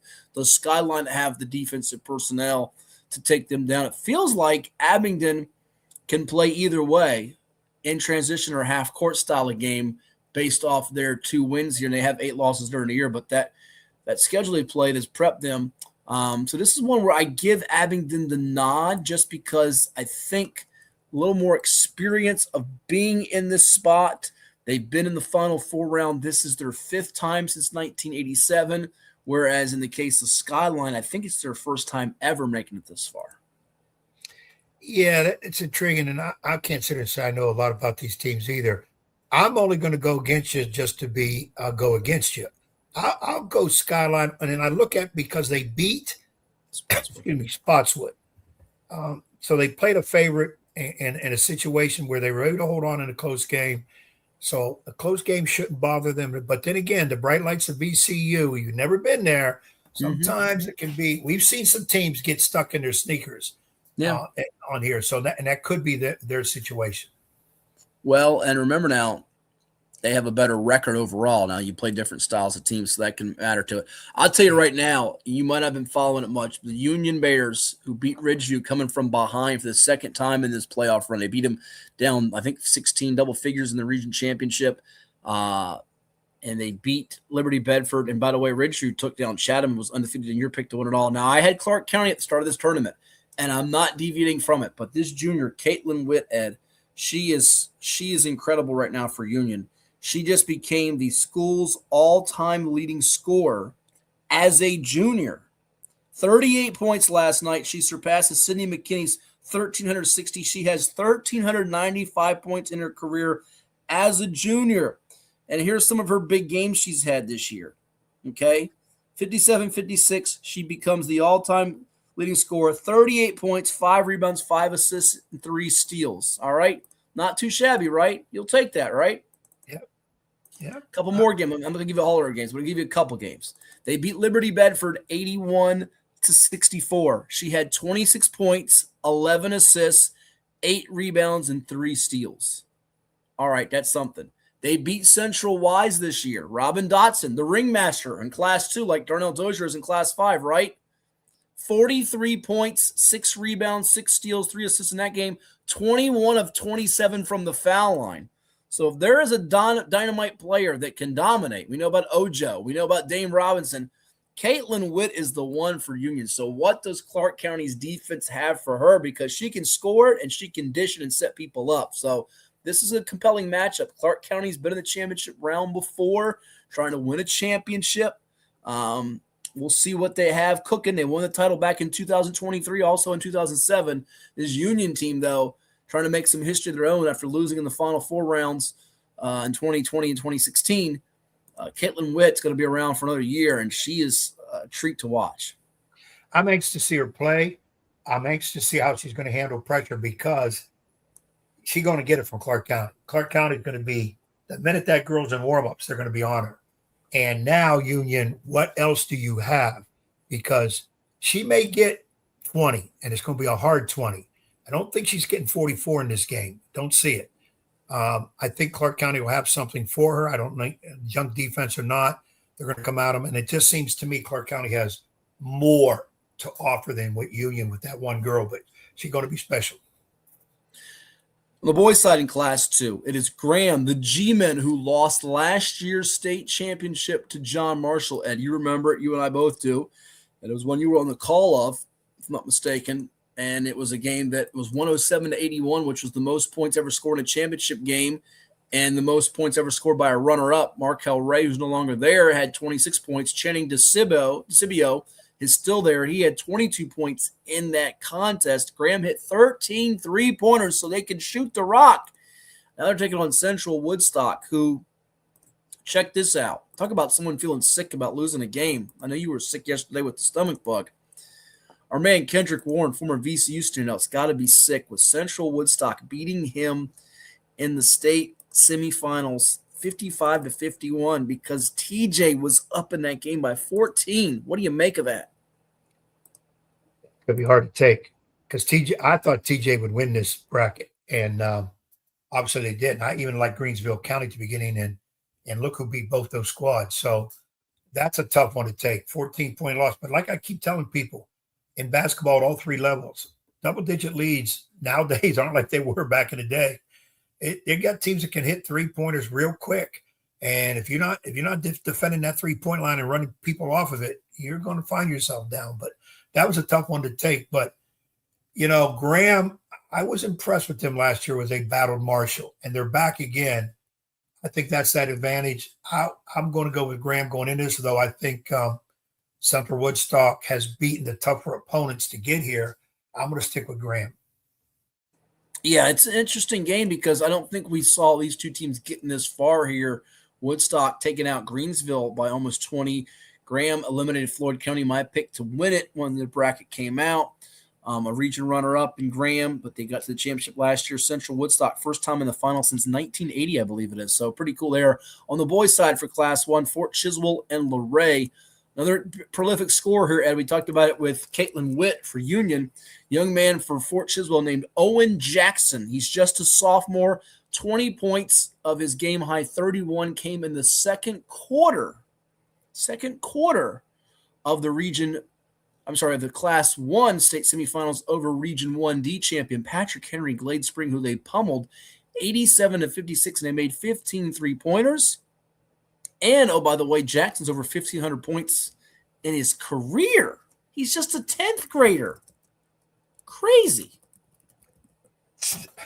That's a stat you kind of like to say, what? 15 threes by a young, and it's a younger type team. Interesting. And by the way, region semis for him, he had 39 points, 8 rebounds, 4 assists. He had 35, 11, and 5 in a game this year, and he had 52 points, single season record back on December 3rd in a game they lost 96-95 to Carroll County. So he's a guy that's going up for 40-plus on a few different occasions. He can really get cooking, and it's up to Luray to stop him. And Luray has some scoring of their own. Matthew Owens, who's headed to James Madison University, walking on there to play his college hoops. He's the all-time leading scorer in school history there. So there's two guys here. This could be a a one-on-one showdown between Owens and Jackson at the end. LeRae has a little more experience, and Owens is the senior. But does it come down to those two guys, or do you think more of the supporting cast and what adjustments the two coaches make? It'll probably be a game where somebody we're not really talking a whole lot about will be the key. Could be another starter, could be a guy off the bench. I think I had, in this division, Patrick Henry. Yeah, going all the way. Yeah, but LeRae's was my preseason pick, and I'm going to go back to LeRae for the time being. But Fort Chiswell, they're a heck of a story, and they've won these two state tournament games by a bundle here. 29.5 points per game so far, whereas LeRae's had a couple more. Their Rappahannock County game was not as close as it was the region final, and they beat Northampton pretty soundly. So they are coming down from Class 2 last year to Class 1, so you feel like they're better prepped for it. The one that got me, though, was Georgia Wythe lost to Galax again, and this time in their state semis, it wasn't as close as the region final, so there will be a new champ crowned, and LeRae's going for the girl-boy double dip. 18-10 is their record, but their defense has been stifling, holding Essex and Rappahannock both below 25 points in the tournament. Galax, their defense, not too shabby either, 37 and 40 allowed. So this game could be played in the 40s, Ed. This could be a low-scoring chess match between Galax and LeRae. We'll see who comes out on top. But you feel like Galax taking out the defending champ as soundly as they did probably goes in with the slight edge, but I'm not gonna count out here what LeRae can do in Coach Lucas's group. Yeah, I kind of agree with you, too, when I'm trying to figure out who would have the advantage. People are going to look at LeRae and say, 10 losses, what? But people, they're in the state championship. So what have they done lately? Win. Mm-hmm. And that's what you have to look at. I like to think with Galax beating a Wythe handedly, a team I think we both have going all the way, I would probably put a slight edge on them. But then again, I thought Essex would win that bottom. And when they were limited to just 23 against LeRae, makes me want to look at it. It's a game I really can't pick until I see both teams in warm-up, and then I'll give you my pick. Give me your pick when you see them both in warm-ups. Well, I'll tell you what, LeRae's a heck of a story. They finished the regular season 13-9, starting 3 freshmen and 2 sophomores, and 8 of their 11 players being freshmen and sophomores. 8 of their 9 losses come into top 5 teams in Class 1, Class 2, Class 3. So they've been battle-tested, and we know Galax has been tested by playing Georgia Wythe a couple of times in the playoff run alone, who won the championship last year. So compelling stuff all the way around. Well, that just about finishes the show, but we'll come back for one more quick segment, get Ed's parting shots on college hoops and everything happening in the world of sports as I look over to my right on the television and I see the Red Raiders running and gunning. They don't have JT Toppin anymore. He's out for the season, Obi's brother, but Obi-Wan Kenobi, you're my only hope. Texas Tech up 13 on A.J. DeBonsa-led BYU without Richie Saunders. So Big 12 late-night hoops. BYU's a different team without Saunders. Well, you could say Texas Tech's a different team without Toppin. Yeah, but I think the supporting cast is a little bit better than what BYU presented. And without Toppin, right now they got the ball hopping. See what I did there? And if you have no topping, the ice cream sometimes don't taste as good. But I got cheesecake, and that's all that matters. Come back and put the finishing touches, maybe with some whipped cream. Oh, who doesn't love whipped cream late on a Saturday night? It's Cova Sports TV, baby. Say something funny, Edward. We'll be back in just a bit. Lord help me. Did you know that the minimum limits in Virginia are $30,000? $30,000 is a lot of money on an individual basis. But if you're involved in a personal injury matter, that's not enough. Here at Williams-Deloitte, we're happy to provide a consultation on the amount of coverage you have in your vehicle. It can be confusing. Not many people understand it. You know you need to have it, but do you have enough? Give us a call today at 757-547-5555 so we can help you prepare in the case of an automobile accident or any other personal injury matter that you or your family may find yourself in.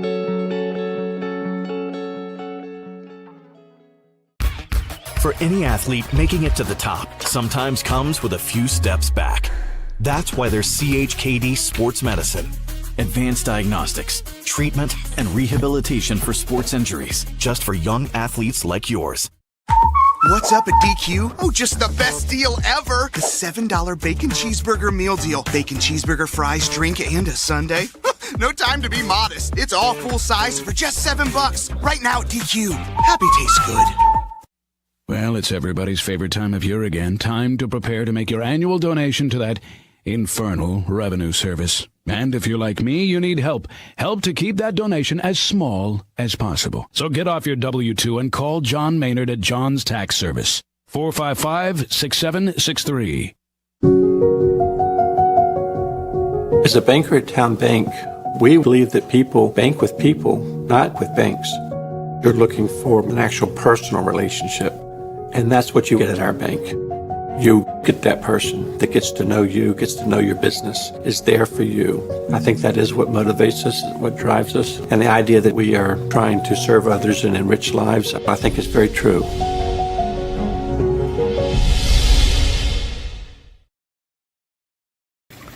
Welcome back to 757 Sports Talk. No, it's not in the pool. It's Hatfield and Young at the Plex, the Virginia Beach Sportsplex. Here are two guys that, even though they never shut up, they're always dropping pearls of wisdom. Matt Hatfield and Coach Ed Young.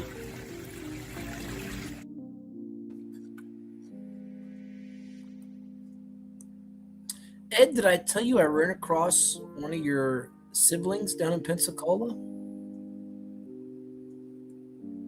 I've got no family in Pensacola. It might have looked like, but I have no family. You're wrong. He said he's your brother. Right here. Right here. This guy. I know my relatives, and Big Head is not one of them. He said his last name is Freddie. His first name is Freddie. His last name is Young. He said he's your brother, Freddie Young. Yeah, he's trying to weasel in on the family fortune. He ain't gonna get he it. wants to be a part of the estate. I got you. Yeah, he got a knife. That kid's 2 cents short of a dime. 2 cents short. That kid. He's not a kid. I mean, that oldster, that OG there, man. I don't know. You sure that wasn't your roommate in Pensacola? It was not my room. I had a room all to myself. No roommates. I don't share rooms. That's not how I roll. Number one seeds. We're going to find out next Sunday who they are in men's college basketball. With UConn falling at Marquette and Florida remaining red hot, do you think the defending champion Gators join Duke and Michigan on that one line along with Arizona? I think the one seeds are just about locked unless one of those teams is to trip up badly in the conference tournaments coming up. And I don't see a two now. I think UConn is on the two line for sure with Michigan State and with Illinois and probably Houston. I think Houston's on that two line too. Purdue taking a hit, by the way. They lost to Wisconsin, hit a bunch of threes on them. I don't think Iowa State's quite there. I don't think Nebraska or Gonzaga's quite there. Big 12's a bear, we know that, but that's kind of how I feel at the moment. I think two could change, be a fluid situation and change between now and the announcements. I think ones are fairly definite. Florida is definitely 11-game win streak. The only worry there is, have they peaked too early? They get, of course, they'll have a couple 2-round bye, the SEC at least, so get a little rest. I think those are your solid number ones. Is Virginia on the 4 or 5 line? What do your Ryan Odom's Cavaliers have had? I think they're going to be on the 4 line. That's kind of my feeling. Yeah, but again, what do they do in the tournament? If they get bounced early, best. Well, the ACC tournament is coming up. I tell you, as far as the bubble teams go, I think Santa Clara deserves to get in. I think VCU does. I do not think Auburn does with that 12-point loss to Bama. I think Bama's on the 4 line with UVA. Virginia Tech, probably leaving them out. Indiana, you can't lose at home to Northwestern. Get them out. Cincinnati took a hit losing to TCU. I don't think they're going to get in. Conference tournament's coming up. We'll see if San Diego State and Seton Hall can help themselves. The Mountain West this year is probably a one-bid league. We know how much I love the Mountain West from years past. I don't think they're getting more than one right now, to be perfectly honest with you. And then I'll give you my sleeper surprise team. If they get in, now they got to get in and win the American, which I think they will. South Florida's my new sleeper. I was touting Utah State earlier in the year. It's probably going to be in the 8-9 game. But now I'm all in on South Florida. I've watched them play. They play with so much energy and pace and share the ball. I'm a believer now of the Bulls of South Florida. I see them being like a 12 or a 13 or an 11, knocking off a higher seed, someone like a Tennessee or a Kansas or a Purdue. And I can see them advancing even beyond the first weekend. Watch out for the Bulls of USF. Good pick. I've got to be a little bit more waitful. I got to see what happens in these conference tournaments before I say who's on what line, who's getting in, what favorite got beat. That's when the real, on the floor winning takes care of a lot of question. Now, if so-and-so doesn't win and they're supposed to, now should we let them in? Example, we go back to Miami, Ohio. When you have those type of teams, we're going to hear the big boys say, hey, our number 7 deserves to be in over that number 2 or that number 1 from that dinky conference. You'll hear a lot of that BS coming up. And I'm waiting to see who's hot coming in, who can get hot before I'm going to point to a team. I like your pick of South Florida. Tennessee, you mentioned Tennessee. Nate Ament comes back, Virginia kid, 100%. Tennessee could be trouble if they get through the SEC, get in the NCAA. They could be a Sweet 16, Elite 8 team. I know you're not a big Rick Barnes fan, but no, I just don't like the way they play. They rely so much on offensive rebounding, and I think if you run into a team that neutralizes that, you have to make some outside shots. And to me, there's a ceiling with what Jacoby Gillespie can do for them. And they had trouble. They lost to Vanderbilt today. I'm not a big believer in Tennessee. I think it's gonna require getting the right draw and bracket. I mean, I guess it could happen. And I haven't seen their game travel a lot. They lost a home game to Bama that they were winning the whole way through and lost at the end. They lost to Missouri on the road. I'm just not a big believer in them right now. I see some chinks in the armor, some flaws with how they play. And I'll give another team, UConn. I mean, UConn right now, they defend a little bit better than last year, but they have some cracks in the defense. If Taurus Reed gets in foul trouble, they have no other big. And Alice Caravan, they're a team that relies on a three-point shot a lot. If he's off, they get behind an awful lot and have to have these second-half comebacks. UConn could get bounced earlier than people expect. I know they're viewed as a Final Four national championship threat. I don't love this group for Danny Hurley. And, of course, he gets ejected in this game, but I'm not as big a believer. And talk about Virginia kids. How about Jordan Scott from two-time defending state champ South Lakes in Class 6? He's given them some really good contributions for Tom Izzo's group. Starting lineup, his defense is a top defender. He's made some clutch plays, hit a shot here, making a great assist there. We saw how savvy he was a year ago. He's really blossomed and done better than even I expected, probably you too, as a true freshman for Michigan State, very much in that rotation for a team that has hopes and aspirations of going deep in the tournament. Yeah, I didn't know him coming in. I thought he needed to gain weight, gain more muscle, because the way Michigan State is known to play, physical, hard rebounding team, hard defense. I thought, Coach Izzo would bring him along. I didn't think he would contribute this much this early. I didn't know how he react to that tough coaching. You got to have some thick skin against the way Izzo coaches. Yeah. Yes. And he's for his kids. His tough coaching is a little bit different than back in the day of Bobby Knight tough coach. Even a Danny Hurley right now. If you Mick Cronin. Mick Cronin. Hey, UCLA can be a key. Watch him. You know what? And as much as I criticize Mick Cronin on this program, I will tell you this. Tyler Bilodeau can shoot that thing. He's got Donovan Dent, who's a long-traveled guard, played in New Mexico. UCLA is not necessarily a team I'd want to see with a short prep and that 8, 9, 7, 10. They could do some damage. I'm telling you, they could do some damage. Like if you're Arizona or you're Duke even, and you got to see them in a round of 32 game, that could be heck to deal with. And then if he loses a 16-point lead and then Mick Cronin's post-game presser could be gold. It could be gold, Jerry, gold. He could just absolutely go AWOL until people. And how much of that is really a put on where he tells his team, hey, look, in the post-game, I'm going to probably blast us, but I'm doing it for a reason. Stick with me. I love you all. And then he does it, but yet they can still win games over that. You don't know with him. He might be using a little of that psychology, reverse psychology on his squad, but they can still play. And again, it's a great, great time of the year. Here comes the tournaments. Who's hot? You got to win 6 games of the big dance. Who's getting in? Everybody. I do agree with what a lot of sportscasters have said lately, and you're going to hear it more. The days of the little guy stepping up and winning is going to be harder and harder because the little guy's stud was stolen by maybe the team they got to play in the tournament because of the transfer portal, instant eligibility stuff and all that. And I hate to see that because I always thought it was kind of neat to see those teams come up. Though I think the general basketball fan wants to see the power teams win it, the teams that were good. I always like to see those younger teams come up and little teams come up and do so. That just means that Rod Strickland's Long Island University squad, the first to punch the ticket, locking up the NEC's auto bid, just means the Sharks of LIU will be going to the Final Four because Ed says there's no chance for Little Guy anymore. It's just out the window. So. If they go to the Final Four, okay, whatever I said I was going to do before, if I can remember it, I'll probably do it twice. No, do it twice.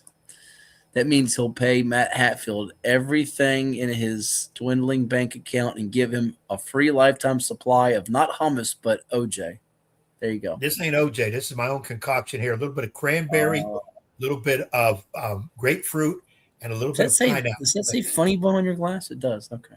Funny Bone. I've been there a few times. I know you have. You got a couple of funny bones. All right. Well, that's going to do it for this episode of 757 Sports Talk. It's time for us to feed the ducks as we close in on midnight.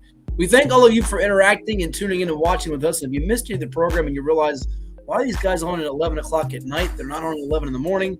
Well, I had to fly back on a plane from Florida, and Ed had to take care of his stomach bug, the world's second worst. So you can always go back, rewind, and watch the episode on Cova Sports TV on YouTube, which includes our interviews with Zach Harold Zook of the John Hanley Judges, Adrian Webb of the Mitchfield girls basketball team, the Lady Monarchs on the high school front, and also clips and sound with Darnell Dozier of PA girls, Green Run's Kenneth Harris, Malik Gooden, plus our in-depth analysis of all the championship games coming up at the Siegel Center, VCU in Richmond, which you can watch exclusively on the NFHS network. Ed, we look forward to it in the 804, and we'll see you then, my friend.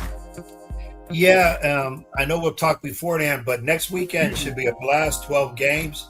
We'll be up close and seeing them. I don't know how many will be on the air ourselves doing them together and all that, but I'm looking forward to it. It's always a great time.